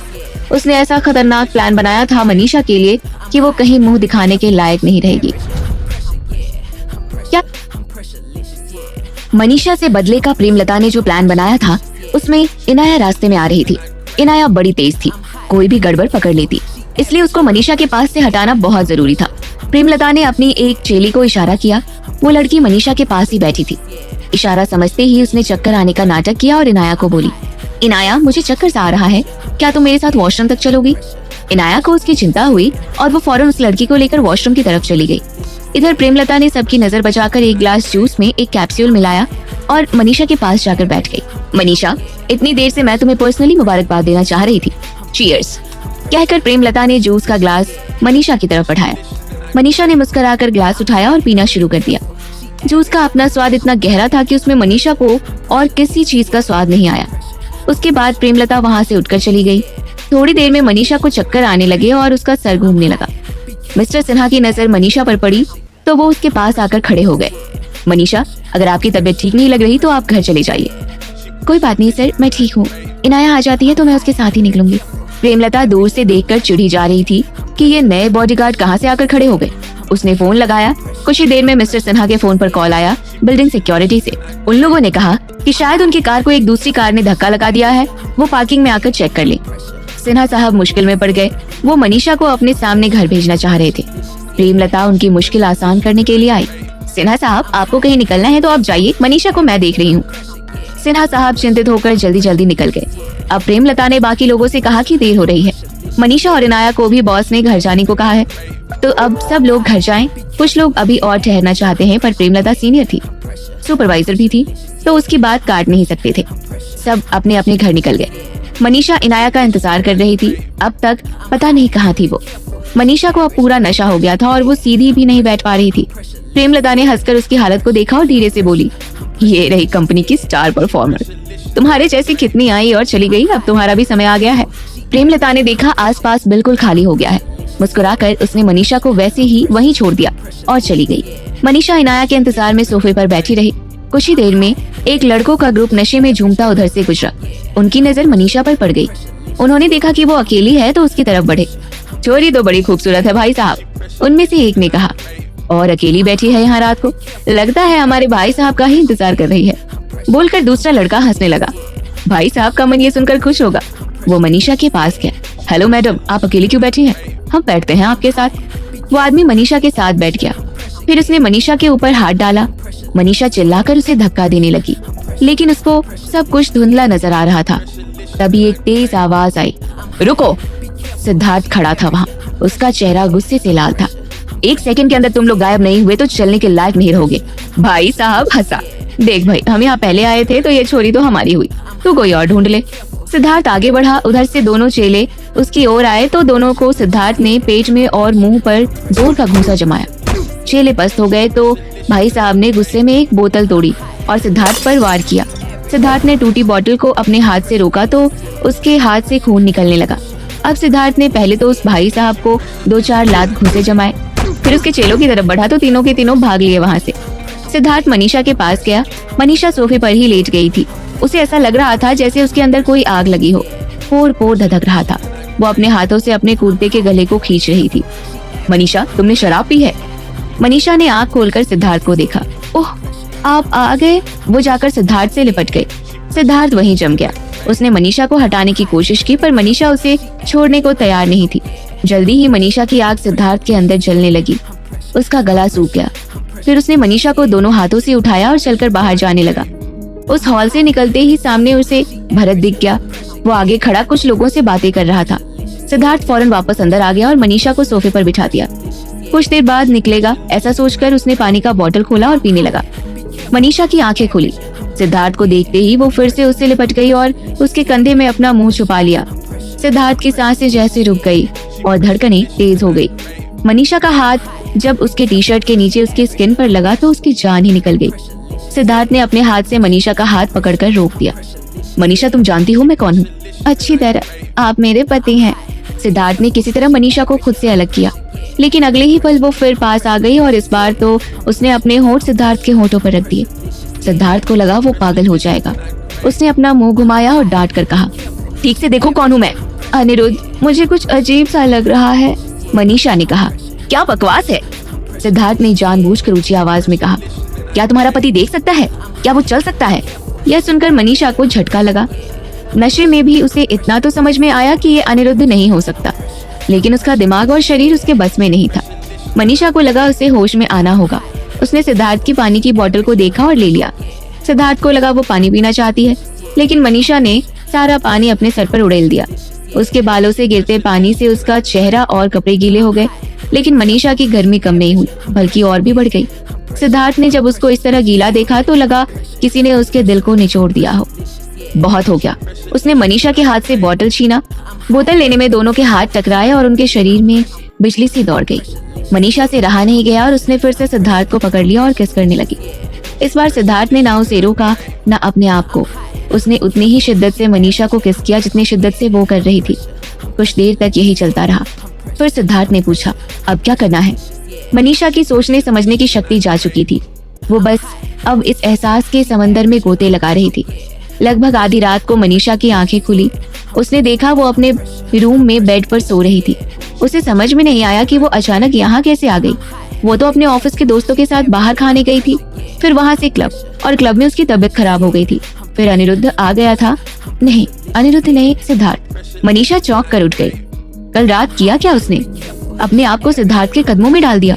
इस तरह की हरकत क्यों और कैसे कर दी उसने? मनीषा बाथरूम में जाकर शावर के नीचे खड़ी हो गई। खौलता गर्म पानी चलाकर वो अपना शरीर धोने लगी। अपने आप को रगड़ रगड़ कर लाल कर लिया। फिर लगा कि उसके ऊपर से यह दाग पानी से धुलने वाला नहीं था। ये दाग अब हमेशा के लिए लग चुका था। वो तो अब अनिरुद्ध की पत्नी बनने के काबिल नहीं थी। मनीषा की आंखों से आंसू झरने लगे। वो पता नहीं कितनी देर तक रोती रही। जब उसका दम घुटने सा लगा तो बाथरूम से बाहर आई। बेड के पास टेबल पर उसका पर्स रखा था और उसका मोबाइल पर्स से आधा बाहर निकला हुआ था। स्क्रीन पर इनाया के दर्जनों मिस्ड कॉल दिख रहे थे। मनीषा ने फोन उठाकर इनाया को कॉल किया। तो उठ गई, अब कैसा लग रहा है? एक बात बताना इनाया, मैं कल रात घर कैसे आई थी? ओह, तुझे याद नहीं? दरअसल कल मैं उस लड़की की तबीयत के चक्कर में फंस गई थी। मैं उसके साथ वॉशरूम गई, फिर उसने कहा उसकी तबीयत बहुत ज्यादा खराब है। मुझे तब तक उसके साथ बैठना पड़ा जब तक उसकी कार उसे लेने नहीं आई। जब मैं लौटी तो उस हाल में अकेली सो रही थी। मैं किसी को मदद के लिए बुलाती इससे पहले कैलाश आ गया। उसने कहा वो तुझे घर ले जाएगा, तो मैं और कैलाश तुझे कार तक ले आए। मनीषा सोच रही थी कि अगर कैलाश उसे लेने आया तो इसका मतलब उसने अनिरुद्ध को भी बता दिया होगा। जब मैं तुम्हें अकेली सोती हुई मिली उस समय मेरी हालत कैसी लग रही थी? मेरे कपड़े? उस समय तू बस नशे में थी और सो रही थी। कपड़े वपड़े सब ठीक थे, लेकिन तू ये सब क्यों पूछ रही है? यूं ही इनाया को गुड नाइट कहकर वो सोने चली गई। उसने देखा आज रात अनिरुद्ध कमरे में नहीं सो रहा था। मनीषा ने स्टडी में धीरे से झांका तो अनिरुद्ध किताब पढ़ रहा था। फिर वो किचन में गई। वहाँ उसने अनिरुद्ध के लिए ग्रीन टी बनाया और उसके पास ले गई। मैं आपके लिए ग्रीन टी लाई हूँ। मनीषा ने चाय को फूंक कर अनिरुद्ध को दिया। अनिरुद्ध पीकर मुस्कुराने लगा। बहुत अच्छी चाय है, हमारी बीवी हमारा बहुत ख्याल रखती है। बीवी शब्द सुनते ही मनीषा को ऐसा लगा कि सैकड़ों तीर उसके दिल को छलनी कर रहे हैं। हमने सुना पार्टी में आपकी तबीयत खराब हो गई थी, अब कैसा लग रहा है? अब तो ठीक है। सर दर्द तो नहीं है? नहीं, अभी आपकी तबीयत इतनी भी ठीक नहीं है। आप जाकर सो जाइए, अच्छी तरह आराम करेंगे तो तबीयत भी जल्दी ठीक होगी। अनिरुद्ध को ऐसे उसका ख्याल करते देखकर मनीषा रोने लगी। अनिरुद्ध को उसकी हर बात की चिंता रहती थी, उसकी हर जरूरत का ख्याल रहता था, और उसने क्या कर दिया? अब तो वो अनिरुद्ध के काबिल ही नहीं रही। उस नकाबपोश आदमी ने जो किया वो जबरदस्ती किया था, पर अब की बार मनीषा ने खुद आगे बढ़कर अपनी जिंदगी खराब कर ली। मनीषा रोती जा रही थी। चुपचाप अनिरुद्ध को शक हुआ। मनीषा, आप कुछ बोल क्यों नहीं रही है? कुछ नहीं, यूं ही मैंने सोचा आप चाय खत्म कर लें तब बात करेंगे। अनिरुद्ध ने फौरन चाय का कप उठाया और सारी चाय पी गया। लीजिए, हो गया, अब आप जाकर आराम कीजिए। मनीषा सोने के लिए बेड पर तो आ गई, लेकिन करवटें बदलती रही। यही सोचती रही कि उसके साथ क्या हुआ, सिद्धार्थ के साथ क्या हुआ और कहाँ तक हुआ। ये उसे याद नहीं था, लेकिन एक बात उसे अच्छी तरह याद थी। उसके अंदर अजीब बेचैनी थी, एक आग सी लगी हुई थी।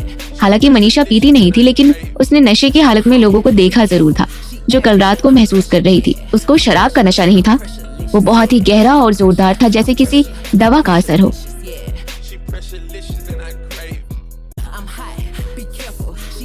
मनीषा पूरे रास्ते भरत के बारे में सोच रही थी। कहाँ था वो? उसने कई बार फोन भी ट्राई किया, लेकिन भरत का फोन स्विच ऑफ आ रहा था। घर पहुंची तो वो थक गई थी, लेकिन अनिरुद्ध के बारे में सोचकर उसके फेस पर स्माइल आ गई। उसे अचानक ख्याल आया कि उसने आज पूरे दिन अनिरुद्ध को फोन भी नहीं किया और ना ही उसका फोन आया। ये बात थोड़ी अजीब थी। मनीषा जब घर पहुंची तो खाना खाने का टाइम हो गया था। उसे मनीषा पहली बार किसी क्लब में गई थी। उसने पहले ही बहुत कुछ सुना था क्लब के बारे में, फिल्मों में भी देखा था। लड़के कई बार लड़कियों की कोल्ड ड्रिंक में कुछ मिला देते थे जिसके बाद उन्हें होश नहीं रहता। तीनों निकले। मनीषा पहली बार किसी क्लब में गई थी। उसने पहले ही बहुत कुछ सुना था क्लब के बारे में और ना ही उसका फोन आया। ये बात थोड़ी अजीब थी। मनीषा जब घर पहुंची तो खाना खाने का टाइम हो गया था। उसे पता चला कि अनिरुद्ध खाना स्टडी रूम में ही खा रहे हैं। आज स्टडी में खाना खाने का मूड कैसे बन गया? मनीषा ने थोड़ा हिचकिचा के पूछा। अनिरुद्ध बहुत सीरियस देख रहा था। बस यूं ही। इसके बाद अनिरुद्ध चुप हो गया। मनीषा फ्रेश होकर आई और दोनों ने खामोशी में खाना खाया। अनिरुद्ध कुछ तो सोच रहा था। मनीषा पूछना चाहती थी लेकिन उसकी हिम्मत नहीं हुई। मनीषा पहली बार किसी क्लब में गई थी। उसने पहले ही बहुत कुछ सुना था क्लब के बारे में, फिल्मों में भी देखा था। लड़के कई बार लड़कियों की कोल्ड ड्रिंक में कुछ मिला देते थे जिसके बाद उन्हें होश नहीं रहता था वो क्या कर रही हैं। तो क्या किसी ने उसके साथ भी कुछ ऐसा ही किया था? मनीषा ने ध्यान से याद किया। उसने क्लब में खाया तो कुछ भी नहीं था और जो 2 मोजितो पिए वो वेटर लेकर आया था और उसकी ट्रे पर बहुत सारे ग्लास थे। मनीषा और इनाया ने यूं ही कोई भी ग्लास उठा लिया था। मोजितो पीने वालों में और किसी को कुछ नहीं हुआ तो फिर और क्या था? तभी अचानक मनीषा को कुछ याद आया और याद आते ही सभी गुत्थियां एक साथ सुलझ गई। प्रेमलता एक जूस का ग्लास खुद लेकर आई थी उसके पास और मनीषा की तबीयत उसके बाद ही खराब हुई थी। फिर क्लब जाने का आइडिया भी तो प्रेमलता का ही था। इसका ये मतलब निकलता था कि एक मनीषा को नीचा दिखाने के लिए या उसे चोट पहुंचाने के लिए प्रेमलता ने इतनी लंबी चौड़ी योजना बनाई। उसने ऐसा क्यों किया? ये पूछने के पहले ये कंफर्म करना होगा कि उसी ने ये किया। मनीषा ने सोचा ऑफिस में प्रेमलता को उकसाने से कुछ न कुछ पता चल ही जाएगा। सुबह मनीषा ऑफिस पहुंची तो प्रेमलता दिख गई। उसने अपनी पैनी नजरों से मनीषा की तरफ देखा और उसके मुंह से निकल गया, मनीषा तुम कैसे आ गई? प्रेमलता ने मनीषा को अपनी आंखों से मुआयना किया और बहुत मस्ती चली कल रात। एक कुटिल हंसी के साथ प्रेमलता बोली। मनीषा को अब प्रेमलता को देखते हुए विश्वास हो गया कि ये काम उसका ही है। अगले ही पल उसके अंदर का गुस्सा फट पड़ा। अपनी मुट्ठी भींचकर उसने गुस्से पर काबू किया और सधी आवाज में प्रेमलता से पूछा, कल आपने मेरे जूस में कुछ मिलाया था? प्रेमलता मानना तो बिल्कुल नहीं चाहती थी लेकिन मनीषा से बदला लेने से ज्यादा मजा ये जताने में था कि वो क्या कर सकती है। वो धीरे से मुस्कुराकर बोली, तुम बिना किसी सबूत के किसी के ऊपर इल्जाम नहीं लगा सकती। मुझे किसी सबूत की जरूरत नहीं है। मैं जानती हूँ आपने मुझे ड्रग्स मिला हुआ जूस पिलाया। मनीषा गुस्से से बोली। प्रेमलता ने मुंह बनाकर मनीषा को देखा और आवाज ऊंची करके बोली, मेरा किसी चीज से कोई लेना देना नहीं। मेरे क्लब से निकलते वक्त तुम ही एक साथ 3 लड़कों से चिपकी पड़ी थी। अपना कीचड़ दूसरों के ऊपर मत डालो। मनीषा उसकी जबान सुनकर दंग रह गई। ऑफिस में कई लोगों ने ये बात सुनी। विश्वास किसी ने किया या नहीं, मजा कई लोग ले रहे थे। मनीषा हक्की बक्की खड़ी थी। इनाया अभी आई ही थी कि उसने प्रेमलता की बात सुनी। इनाया का चेहरा गुस्से से लाल हो गया। उसने भी ऊंची आवाज की ताकि सब लोग सुने, अच्छा तो ये आपका कारनामा था। वैसे हमें तो ये पहले ही समझ जाना चाहिए था। गिरी हुई हरकतें करने में आपका मुकाबला इस ऑफिस में कोई दूसरा कर ही नहीं सकता। यूं ही नहीं टिकी है इतने सालों से इस कंपनी में। पड़ोसियों के घर को आग लगा के अपना घर खड़ा किया है आपने। बकवास बंद करो। प्रेमलता का गुस्सा बेकाबू हो गया। याद रखो किससे बात कर रही हो। नौकरी मिल गई है तो कल जा भी सकती है। दूसरों के काम पर अपना नाम चिपकाने वालों की इज्जत नहीं है मेरे मन में। रही बात नौकरी जाने की तो डरता वो है जिसे अपने ऊपर भरोसा नहीं होता। मनीषा चुपचाप वहाँ से निकलकर बिल्डिंग की छत पर चली गई। बहुत तेज हवा चल रही थी लेकिन मनीषा के अंदर का तूफान उससे भी बड़ा था। बचपन में इसी तरह अपनी माँ की कड़वी निर्मम बातों के आगे वो स्तब्ध रह जाती थी। मनीषा को समझ में नहीं आता था कि लोगों के अंदर इतना जहर क्यों होता है। क्यों लोग दूसरों को दर्द देकर खुशी महसूस करते हैं। कम से कम अच्छे के साथ अच्छा करने में इतनी परेशानी क्यों थी। मनीषा ने प्रेमलता का कभी कुछ नहीं बिगाड़ा था, फिर भी उसने इतनी सहजता से मनीषा के साथ ऐसा खिलवाड़ किया। अगर उसकी एक हरकत से मनीषा की जिंदगी खराब होती है तो हो जाए। मनीषा ने पीछे मुड़कर देखा तो उसके बॉस मिस्टर सिन्हा थे। उन्होंने चिंता से मनीषा को देखा। मुझे अभी अभी पता चला ऑफिस में क्या हो रहा है। मनीषा सकुचा गई ये सोचकर कि शायद बॉस प्रेमलता की बातों पर यकीन कर लेंगे। आखिर वो यहाँ बरसों से काम कर रही है जबकि मनीषा तो नहीं है। आपको उनकी बातों पर विश्वास है? ज्यादा जरूरी बात यह है कि मुझे तुम पर पूरा विश्वास है। मनीषा के मन को शांति मिली। कम से कम उसके बॉस को भरोसा है उस पर। देखो मनीषा, इतने सालों के तजुर्बे से मैंने यही जाना है कि लोगों के बोलने का कोई मतलब नहीं होता। उस वक्त चाहे तुम्हें कितना भी बुरा लगे, उससे कुछ बिगड़ नहीं सकता। बिगाड़ने या बनाने की ताकत लोगों की बातों में नहीं होती, हम में होती है। लोग अपनी बात बदलते रहते हैं, कभी अच्छा बोलेंगे कभी बुरा बोलेंगे। दोनों को ही नजरअंदाज करने की आदत बना लो। मनीषा ने धीरे से सर हिलाया। मैं जानता हूँ कहना आसान है और करना मुश्किल, लेकिन अगर कोई ये कर सकता है तो वो तुम हो। तुम्हारी लगन और मेहनत करने की मंजूरी ये तुम्हें बहुत आगे ले जाएगी। मनीषा ने सोचा नहीं था कि बॉस उसकी इतनी बड़ाई करेंगे। आपको सच में ऐसा लगता है? तुम्हें मेरी बात पर शक है? सिन्हा साहब ने झूठा गुस्सा दिखाकर कहा। फिर दोनों हंस दिए। मनीषा का मूड अब नॉर्मल हो गया था। सिन्हा साहब ने संजीदगी से कहा, तुम बस मन लगाकर अपना काम करती जाओ, आगे बढ़ोगी तो बोलने वाले खुद ही पीछे रह जाएंगे। मैं बहुत मेहनत से काम करूंगी सर, मनीषा ने पूरे उत्साह से कहा। अनिरुद्ध अपने ऑफिस में था। उसका चेहरा तना हुआ और कठोर लग रहा था। उसके हाथ अपने व्हीलचेयर पर थे और उंगलियां लगातार एक धुन बजा रही थी, जैसे उसके दिमाग में किसी चीज का हिसाब किताब चल रहा हो। बहुत देर की चुप्पी के बाद अचानक अनिरुद्ध बोला, प्लान को आगे लाना होगा। उसकी आवाज में एक दृढ़ता थी। कैलाश हैरान हो गया। उसकी समझ में नहीं आया अनिरुद्ध क्या चाह रहा था। आजकल वो अनिरुद्ध को ठीक से समझ ही नहीं पा रहा था। अनिरुद्ध ने काफी दिनों से बहुत सोच समझकर ये प्लान बनाया था। कैलाश को लगा था बिल्कुल सही समय देखकर प्लान लागू किया जाएगा। तो अब इसमें फेरबदल करने का क्या मतलब था? सर, प्लान को समय से पहले शुरू करने से सिद्धार्थ बाबू को शक हो गया तो सारी मेहनत पर पानी फिर जाएगा। कैलाश को चिंता हो रही थी। अनिरुद्ध के चेहरे पर चिड़चिड़ाहट थी। मुझे पता है कैलाश, बुद्धू नहीं है हम, लेकिन इस वक्त इन सब बातों की चिंता नहीं है हमें अब बताना ही होगा। अनिरुद्ध की बातों से लग रहा था उसने अपना मन बना लिया है। कैलाश को टेंशन होने लगा। आजकल अनिरुद्ध अलग तरीके से काम करने लगा था। कैलाश काफी समय से अनिरुद्ध के साथ काम कर रहा था। उसने देखा था कि अनिरुद्ध हमेशा बहुत सोच समझकर प्लान बनाकर सब्र के साथ काम करता था और आज तक कभी उसकी चाल उल्टी नहीं पड़ी थी। लेकिन इधर कुछ दिनों से उसमें बदलाव आया था। ये बदलाव मनीषा मैडम के आने के बाद ही आया था। लग रहा था अनिरुद्ध पर मनीषा मैडम का प्रभाव बहुत ही जोरदार था। कैलाश पहले कुछ झिझका, लेकिन फिर अपने आप को रोक नहीं पाया। उसे जानने की उत्सुकता थी कि बात क्या है और अनिरुद्ध के दिमाग में क्या चल रहा है। सर, आप बुरा नहीं माने तो एक सवाल पूछना चाहूंगा आपसे।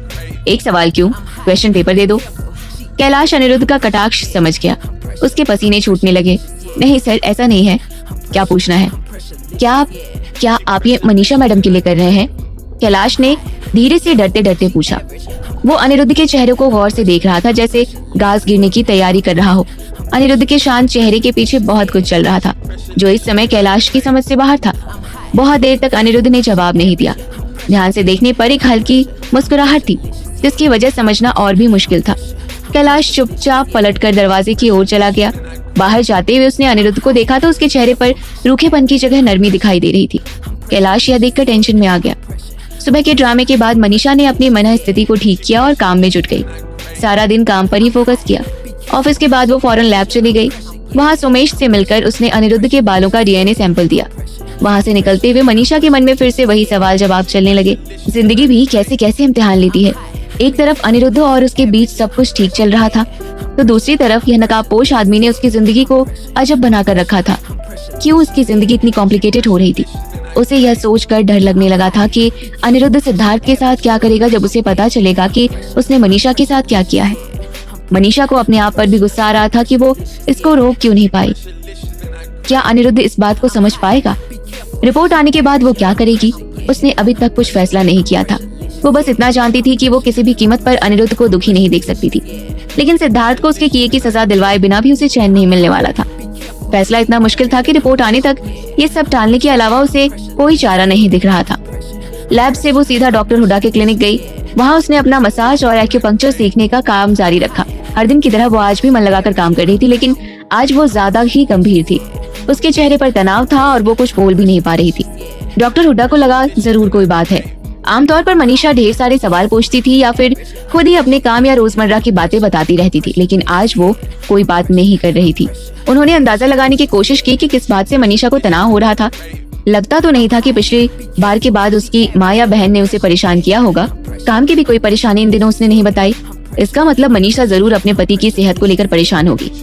ऐसा सोचते हुए डॉक्टर हुड्डा ने मनीषा से कहा, तुम अगर अनिरुद्ध बाबू का इलाज ठीक तरीके से जारी रखोगी तो उनके पैर जरूर ठीक हो जाएंगे। जी। ऐसा कहकर वो फिर से चुप हो गई। मनीषा, तुम किसी बात को लेकर परेशान हो? मनीषा डॉक्टर हुड्डा को चिंता में नहीं डालना चाहती थी, इसलिए उसने जबरदस्ती में चेहरे पर मुस्कुराहट लाकर कहा, कोई बात नहीं है। अच्छा, मैंने अपने सर्कल में कॉर्निया की भी बात छेड़ दी है। जैसे ही कुछ पता चलेगा बताता हूँ। मनीषा ने बहुत आदर के साथ डॉक्टर हुड्डा को धन्यवाद दिया। कॉर्निया की बात से मनीषा को याद आया कि भरत को भी उसने इस बारे में पता करने के लिए कहा था। कंसल्टेशन रूम से बाहर जाकर मनीषा ने भरत को फोन लगाया। पता चला उसका फोन स्विच ऑफ है। मनीषा हैरान हो गई। दिन के वक्त कौन फोन बंद रखता है? फिर उसे याद आया कि इधर कुछ समय से उसने भरत को देखा भी नहीं है। उसने उसे फोन भी नहीं किया था। बहुत अजीब सी बात थी। आजकल ऐसा क्यों कर रहा था वो, कि कहीं दिखाई नहीं देता था? क्या बात हुई? पूछना चाहती थी लेकिन उसकी हिम्मत नहीं हुई। वो ये सब सोच रही थी कि तभी अनिरुद्ध ने कहा, आज आपको कॉल नहीं कर पाए, थोड़ा काम में बिजी थे। मनीषा पूरे रास्ते भरत के बारे में सोच रही थी। कहाँ था वो? उसने कई बार फोन भी ट्राई किया लेकिन भरत का फोन स्विच ऑफ आ रहा था। घर पहुंची तो वो थक गई थी, लेकिन अनिरुद्ध के बारे में सोचकर उसके फेस पर स्माइल आ गई। उसे अचानक ख्याल आया कि उसने आज पूरे दिन अनिरुद्ध को फोन भी नहीं किया और ना ही उसका फोन आया। ये बात थोड़ी अजीब थी। मनीषा जब घर पहुंची तो खाना खाने का टाइम हो गया था। उसे पता चला कि अनिरुद्ध खाना स्टडी रूम में ही खा रहे हैं। आज स्टडी में खाना खाने का मूड कैसे बन गया? मनीषा ने थोड़ा हिचकिचा के पूछा। अनिरुद्ध बहुत सीरियस देख रहा था। बस यूं ही। इसके बाद अनिरुद्ध चुप हो गया। मनीषा फ्रेश होकर आई और दोनों ने खामोशी में खाना खाया। अनिरुद्ध कुछ तो सोच रहा था। मनीषा पूछना चाहती थी लेकिन उसकी हिम्मत नहीं हुई। वो ये सब सोच रही थी कि तभी अनिरुद्ध ने कहा, आई एम सॉरी, आज आपको कॉल नहीं कर पाए, थोड़ा काम में बिजी थे। मनीषा को ये बात सुनकर अच्छा लगा कि अब अनिरुद्ध ऑफिस के काम में बिजी रहने लगा है। आई एम सॉरी टू, आज ऑफिस काफी इवेंटफुल था। चलिए मैं अब आपके पैरों का मसाज कर देती हूँ। अनिरुद्ध ने हाँ कहा और व्हीलचेयर से सोफे पर चला गया। मनीषा वहाँ खड़ी उसे देखती रही। उसका ध्यान फिर से अनिरुद्ध के हाथों पर गया। उसके टोन्ड और मजबूत हाथ देखकर मनीषा कल्पना कर रही थी कि अनिरुद्ध की बाहों ने उसे घेरा हुआ है। मनीषा, हम तैयार हैं, अनिरुद्ध ने धीरे से कहा। ये सुनते ही मनीषा अपने ख्यालों से बाहर आई। अनिरुद्ध सोफे पर लेटा उसके मसाज शुरू करने का इंतजार कर रहा था। मनीषा ने अच्छी तरह पैरों का मसाज किया। वो थोड़ी उम्मीद कर रही थी कि फिर से पैरों में कुछ हरकत होगी, पर ऐसा नहीं हुआ। कमरे में खामोशी थी। मनीषा ने एक बात रियलाइज की कि कैसे अनिरुद्ध और उसमें एक कंफर्टेबल सा साइलेंस था। ना बोलते हुए भी कितना कुछ समझने लगे थे दोनों। मसाज के बाद मनीषा ने कंप्यूटर ऑन किया और अपने ऑफिस के काम में लग गई। आज बॉस ने उसे एक नया प्रोजेक्ट दिया था। क्लाइंट्स बच्चों के कपड़े बनाते हैं। काम थोड़ा ज्यादा था और चैलेंजिंग भी। बॉस ने कहा कि अगर क्लाइंट्स ने उसके डिजाइन ओके कर दिए तो कंपनी उसे 3 महीने के लिए एक स्पेशल कोर्स के लिए विदेश भेज सकती है, अगर वो जाना चाहे। मनीषा बिल्कुल जाना चाहती थी। वो आज तक शहर के बाहर भी नहीं गई थी। कुछ पढ़ने के लिए विदेश जाना उसके लिए बहुत बड़ी बात थी, इसलिए वो कमर कस के तैयार हो गई थी। उसे बहुत अच्छा काम करके दिखाना था। उसे अपने आप को सिद्ध तो करना ही था, साथ में ये विदेश का कोर्स भी करना था। मनीषा बहुत देर से ध्यान लगाकर काम कर रही थी जब उसे महसूस हुआ कि कोई उसे घूर रहा है। उसे अजीब लगा क्योंकि कमरे में अनिरुद्ध के अलावा और कोई नहीं था और अनिरुद्ध तो घूर नहीं सकता था। उसने अनिरुद्ध की तरफ देखा तो उसकी आंखें सीधे आगे देख रही थी और उसकी उंगलियां किताब पर थी। मनीषा फिर से घूमकर अपने काम में लग गई। अनिरुद्ध को लग रहा था मनीषा इतनी देर से क्या काम कर रही है, कुछ बोल भी नहीं रही। मनीषा, आप क्या काम कर रही हैं? मनीषा ने खुश होकर कहा, आज मुझे बॉस ने नया प्रोजेक्ट दिया है। मैंने अगर इसे अच्छी तरह कर लिया तो कंपनी मुझे स्पेशल कोर्स के लिए विदेश भेजेगी। अनिरुद्ध मुस्कुरा दिया। अगर आप विदेश जाना चाहती हैं तो बोलिए, हम आपकी पढ़ाई का सारा इंतजाम कर देंगे। मनीषा जानती थी अनिरुद्ध उसकी मदद ही करना चाह रहा है, लेकिन वो अपने बलबूते पर ये करना चाहती थी। थैंक यू, लेकिन वो आप देंगे और ये मैं कमाऊंगी। ऐसा है तो आप कुछ पैसे हमसे भी कमा सकती हैं। अनिरुद्ध शरारत से बोला। अचानक से दोनों के बीच का माहौल बदल गया। भोली भाली मनीषा को उसकी बात समझ में नहीं आई। कैसे कमा सकती हूँ? हमने नोटिस किया है कि आप हमें कभी नाम से नहीं बुलाती हैं। आप जितनी बार हमें अनिरुद्ध बुलाएंगी, हम हर बार के 20,000 रुपए देंगे। देते रहेंगे तब तक जब तक आपके कोर्स के लिए पैसे नहीं हो जाते। बोलिए, मंजूर है? मनीषा को अब जाकर अनिरुद्ध का मजाक समझ में आया और वो हंसकर बोली, आप बस रहने ही दीजिए। अच्छा, एक बात बताइए, आपको फैशन डिजाइनिंग क्यों पसंद है? दरअसल मुझे तो एडवर्टाइजिंग डिजाइन सीखना था, लेकिन कॉलेज के यहाँ वाले कैंपस में वो पढ़ाया नहीं जाता था। उसके लिए दिल्ली वाले कैंपस में जाना पड़ता। मेरे लिए वो मुमकिन नहीं था। आपको घर वाले नहीं भेजते? वहाँ बाहर हॉस्टल में रहना पड़ता, खर्च होता, फिर माँ का कहना था मेरे बिना उनका काम नहीं चलता था। अनिरुद्ध को लग रहा था जैसे उसके दिल में कोई हजारों कांटे चुभो रहा हो। वो जानता था मनीषा का बचपन अभावों में गुजरा था, लेकिन यही मनीषा के मुंह से सुनकर उसे दुख भी हो रहा था और गुस्सा भी आ रहा था। अगर अब आपको मौका मिले तो एडवर्टाइजिंग पढ़ेंगी? थोड़ा बहुत तो मैं खुद ही पढ़ लेती हूँ। वैसे मुझे फैशन डिजाइनिंग भी अच्छा ही लग रहा है। कला तो सब कला ही है, मुझे कुछ भी नया बनाकर बहुत अच्छा लगता है। अनिरुद्ध मनीषा के साथ साथ मुस्कुरा रहा था। उसके बाद उसने कुछ नहीं कहा और मनीषा फिर से अपने काम में लग गई। थोड़ी देर बाद अनिरुद्ध ने अचानक पूछा, क्या आप अपने असली माँ बाप को ढूंढना नहीं चाहेंगी? सवाल बहुत मुश्किल था। मनीषा का दिल भारी हो गया। मनीषा, हम एक ऐसे एनजीओ को जानते हैं जो यही काम करती है, बच्चों को माँ बाप से मिलवाती है। बचपन की बातें याद करके आज भी मनीषा के दिल में दर्द उठने लगता था। जिस अनाथ आश्रम से मुझे लाया गया था, उसकी मासी ने बताया था कि मेरे साथ मेरे माँ बाप का लिखा नोट मिला था। उसमें लिखा था कि उनकी 2 बेटियां और भी हैं और वो तीसरी की परवरिश नहीं कर सकते। बताते हुए मनीषा के दिल के पोर पोर में दर्द था, उसकी सांसें रुक रही थी। अनिरुद्ध अपने दुख और गुस्से को दबाकर बैठा था। मैं किस लिए खोजूं उन्हें, मुझे तो नहीं लगता वो मुझसे मिलना चाहते होंगे। मनीषा की आंखों में आंसू भर गए थे और अनिरुद्ध का दिल भर गया था। दोनों चुपचाप बैठे रहे। फिर अचानक अनिरुद्ध बोला, आप और हम। अनिरुद्ध की आवाज में इतना स्नेह था, उसकी गर्माहट से मनीषा के अंदर एक खुशी फैल गई। ये सच ही तो था, अनिरुद्ध और वो दोनों ने ही जिंदगी में बहुत दुख देखे थे, लेकिन आज मनीषा के लिए अनिरुद्ध था और अनिरुद्ध के लिए मनीषा थी। एक साथ वो हर परेशानी से लड़ सकते थे। अनिरुद्ध की तरफ देखते हुए उसने सोचा कि शायद उसके साथ सारी जिंदगी बिताने से बड़ी कोई खुशी नहीं होगी। इस ख्याल से ही उसके अंदर जो खालीपन था वो भर गया। फिर से और जोश के साथ वो काम में लग गई और उसे पता ही नहीं चला कि वो वहीं टेबल पर सर रखकर सो गई। रात में किसी समय जब अनिरुद्ध ने उसे आवाज लगाई तो कोई जवाब नहीं मिला। वो अपना व्हीलचेयर उसकी टेबल तक ले गया। उसने मनीषा को धीरे से अपनी बाहों में उठा लिया ताकि उसे बेड तक ले जाए। मनीषा की खुशबू उसके दिलो दिमाग तक उतर गई। सुबह हुई तो बेडरूम में सुनहरी धूप आ रही थी। सब कुछ शांत था, बस 2 लोगों की सांसें सुनाई दे रही थी। मनीषा बहुत दिनों के बाद इतनी शांति से गहरी नींद में सोई थी। उसकी नींद खुली तो एक जानी पहचानी खुशबू आई। आंखें खोली तो उसका रात का सपना सच हो गया था। वो अनिरुद्ध की बाहों से घिरी थी। मनीषा थोड़ी देर तक अनिरुद्ध को सोता हुआ देखती रही। मनीषा की धड़कनें बढ़ गई और चेहरा सुर्ख हो गया। अनिरुद्ध देखने में तो अच्छा था ही, लेकिन उसका स्वभाव उससे भी अच्छा था। मनीषा का इतना ख्याल किसी ने नहीं रखा था। उसे लगा अनिरुद्ध से शादी होना सचमुच उसकी खुशनसीबी थी। लेकिन जब अनिरुद्ध को सिद्धार्थ की हरकतों का पता चलेगा तब क्या होगा, उस समय का सोचकर मनीषा का चेहरा बुझ गया। उसने अनिरुद्ध की बाहों से निकलने की कोशिश की तो अनिरुद्ध ने और जोर से पकड़ लिया। ऐसे ही रहिए। आंखें बंद किए अनिरुद्ध बोला। मनीषा रुक गई, सिर्फ अनिरुद्ध के लिए नहीं, अपने लिए भी। समय जैसे रुक सा गया। वो यूं ही एक दूसरे के करीब रहे जब तक अलार्म नहीं बज गया। अलार्म की आवाज पर दोनों उठे तो अनिरुद्ध ने पूछा, आप रात में ठीक से सोई? बहुत अच्छे से। तो फिर हर रोज हम आपको इसी तरह बाहों में लेकर सोएंगे, ठीक है? मनीषा सुर्ख हो गई और अनिरुद्ध मुस्कुरा रहा था। नाश्ते की टेबल पर मनीषा ने अनिरुद्ध का प्लेट सजाया। उसकी पसंद की चीजों को छोटे टुकड़ों में काटकर प्लेट उसके सामने रखा। तभी मनीषा के फोन पर मैसेज आया। उसने देखा तो सुमेश का मैसेज था। उसमें लिखा था कि रिपोर्ट आ गई है, आकर ले जाएं। फोन पर मनीषा का हाथ कस गया और दिल भारी हो गया। अब सच्चाई खुलने का समय आ गया था, लेकिन अब तक उसने ये फैसला नहीं किया था कि वो सिद्धार्थ के साथ क्या करेगी। पुलिस तक जाएगी या इंतजार करेगी।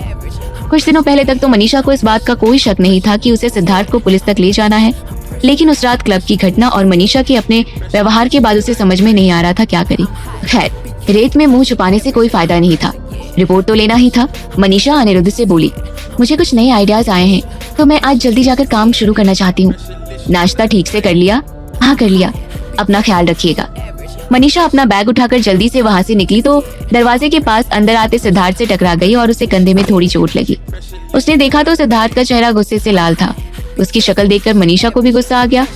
सिद्धार्थ दांत पीसते हुए बोला, तुम देख कर नहीं चल सकती मनीषा, धक्के मारती चल रही हो। उसकी बात पर मनीषा को और भी गुस्सा आया। कहने के लिए तो उसके पास बहुत कुछ था, लेकिन थोड़ी दूर पर ही परिवार के लोग बैठे थे, इसलिए उसने अपना गुस्सा पी लिया और मुंह बनाकर आई एम सॉरी भी कह दिया। उसकी माफी में इतना कटाक्ष था कि सिद्धार्थ को भी समझ में आ गया। तुम्हें क्या लगता है मेरी गलती थी? हर किसी को मेरी ही गलती दिखाई देती है। मनीषा बहस करने के मूड में बिल्कुल नहीं थी, इसलिए फौरन वहाँ से निकल गई। कार में बैठकर उसे फिर से याद आया कि क्लब में सिद्धार्थ के साथ क्या हुआ था, या यूं कहे कि उसने सिद्धार्थ के साथ क्या किया। मनीषा शर्म और अफसोस से भर गई। ये सही था कि वो अपने होश में नहीं थी, लेकिन फिर भी सोचकर अफसोस कम नहीं हो सकता था। उस रात की घटना को याद करते हुए मनीषा ने ये तो माना कि सिद्धार्थ का व्यवहार उस रात खराब नहीं था। उसने कुछ गुंडों से बचाया था उसे। वो मनीषा से सलीके से बात कर रहा था और उसने खुद मनीषा को याद दिलाया कि वो सिद्धार्थ था। पहले भी जब मॉल में मिला था तो अनीशा को रोका था उसने, जबकि उसने अनीशा को डांट लगाई। मनीषा के साथ उसने बहुत तमीज से बात की। ये कैसी अजीब बात थी कि सिद्धार्थ घर के अंदर बदतमीज लेकिन घर के बाहर तमीजदार हो जाता है। इसी समय एक अजीब ख्याल आया मनीषा के दिमाग में, कहीं सिद्धार्थ को स्प्लिट पर्सनालिटी तो नहीं है। उसने फिल्मों में देखा था एक ही इंसान के अंदर 2 अलग अलग पर्सनालिटी होती है, एक दूसरे से बिल्कुल अलग, और वो इंसान दोनों पहचानों के बीच घूमता रहता है। सोचकर मनीषा थोड़ा डर गई। इधर डाइनिंग हॉल में सिद्धार्थ बहुत ही गुस्से में अनिरुद्ध से मिला। तुम्हारी ये हिम्मत कि तुमने मुझे पीठ पीछे धोखा दिया, इतने बड़े धोखेबाज हो तुम। अनिरुद्ध ने कोई जवाब नहीं दिया तो सिद्धार्थ का गुस्सा उसके सर चढ़ गया। तुम्हें बहुत पहले से पता रहा होगा कि सरकार का नया कानून आ गया है जिसके चलते उस जमीन पर बिजनेस नहीं किया जा सकता है। अच्छा ऐसा है क्या? अनिरुद्ध ने सहजता से पूछा। अब मेरे सामने मासूम मत बनो। उस जमीन पर या तो पार्क बन सकता है या लोक कल्याण का काम हो सकता है, नहीं तो सरकार जमीन जब्त कर लेगी और 1300 करोड़ की जमीन सिर्फ 100 करोड़ में देगी। सिद्धार्थ अब पूरी तरह फंस चुका था। तुमने मौके का फायदा उठाकर मेरा नुकसान कराया ताकि मुझे रास्ते से हटा सको, सिद्धार्थ चिल्लाया। मुझे अंदाजा नहीं था कि अपाहिज होने के बाद भी तुम्हारे सपने इतने बड़े हैं। सिद्धार्थ, तुम क्या कह रहे हो, हमारी समझ में नहीं आ रहा। अनिरुद्ध का चेहरा बिल्कुल शांत था। अब बुआ जी ने उठकर बीच बचाव किया। सिद्धार्थ, ये सब क्या बोलते जा रहे हो? तुम्हारा भाई तुम्हारा नुकसान क्यों करेगा? ये बहुत बड़ा धूर्त है, सबको बेवकूफ बनाकर रखा है। इसको उस जमीन के बारे में सारी जानकारी बहुत पहले से थी और इसने जानबूझकर मेरे लिए गड्ढा खोदा ताकि मैं उसमें गिर जाऊं। अनुराधा देवी अभी तक यह सब बैठकर सुन रही थी। सिद्धार्थ उनका लाडला बेटा था। उसके साथ ऐसा होता देखकर वो फौरन जंग के मैदान में कूद गई। अनिरुद्ध, कोई अपने ही भाई के साथ ये सब करता है? तुम्हें तो हर काम में उसकी मदद करनी चाहिए और तुम हो कि उसकी जड़ काटने में लगे रहते हो। तुम्हारे जैसा भाई मिल जाए तो दुश्मन की क्या जरूरत है? अनिरुद्ध का चेहरा अपनी माँ की बात सुनकर और रूखा हो गया, लेकिन उसने माँ को कोई जवाब नहीं दिया। जो तुम चाह रहे हो मैं होने नहीं दूंगा, याद रखना। सिद्धार्थ का गुस्सा शांत नहीं हो रहा था। बस करो तुम सब, विनायक बाबू ने जोर से डांट लगाई। उनकी आवाज सुनते ही सब लोगों का मुंह बंद हो गया।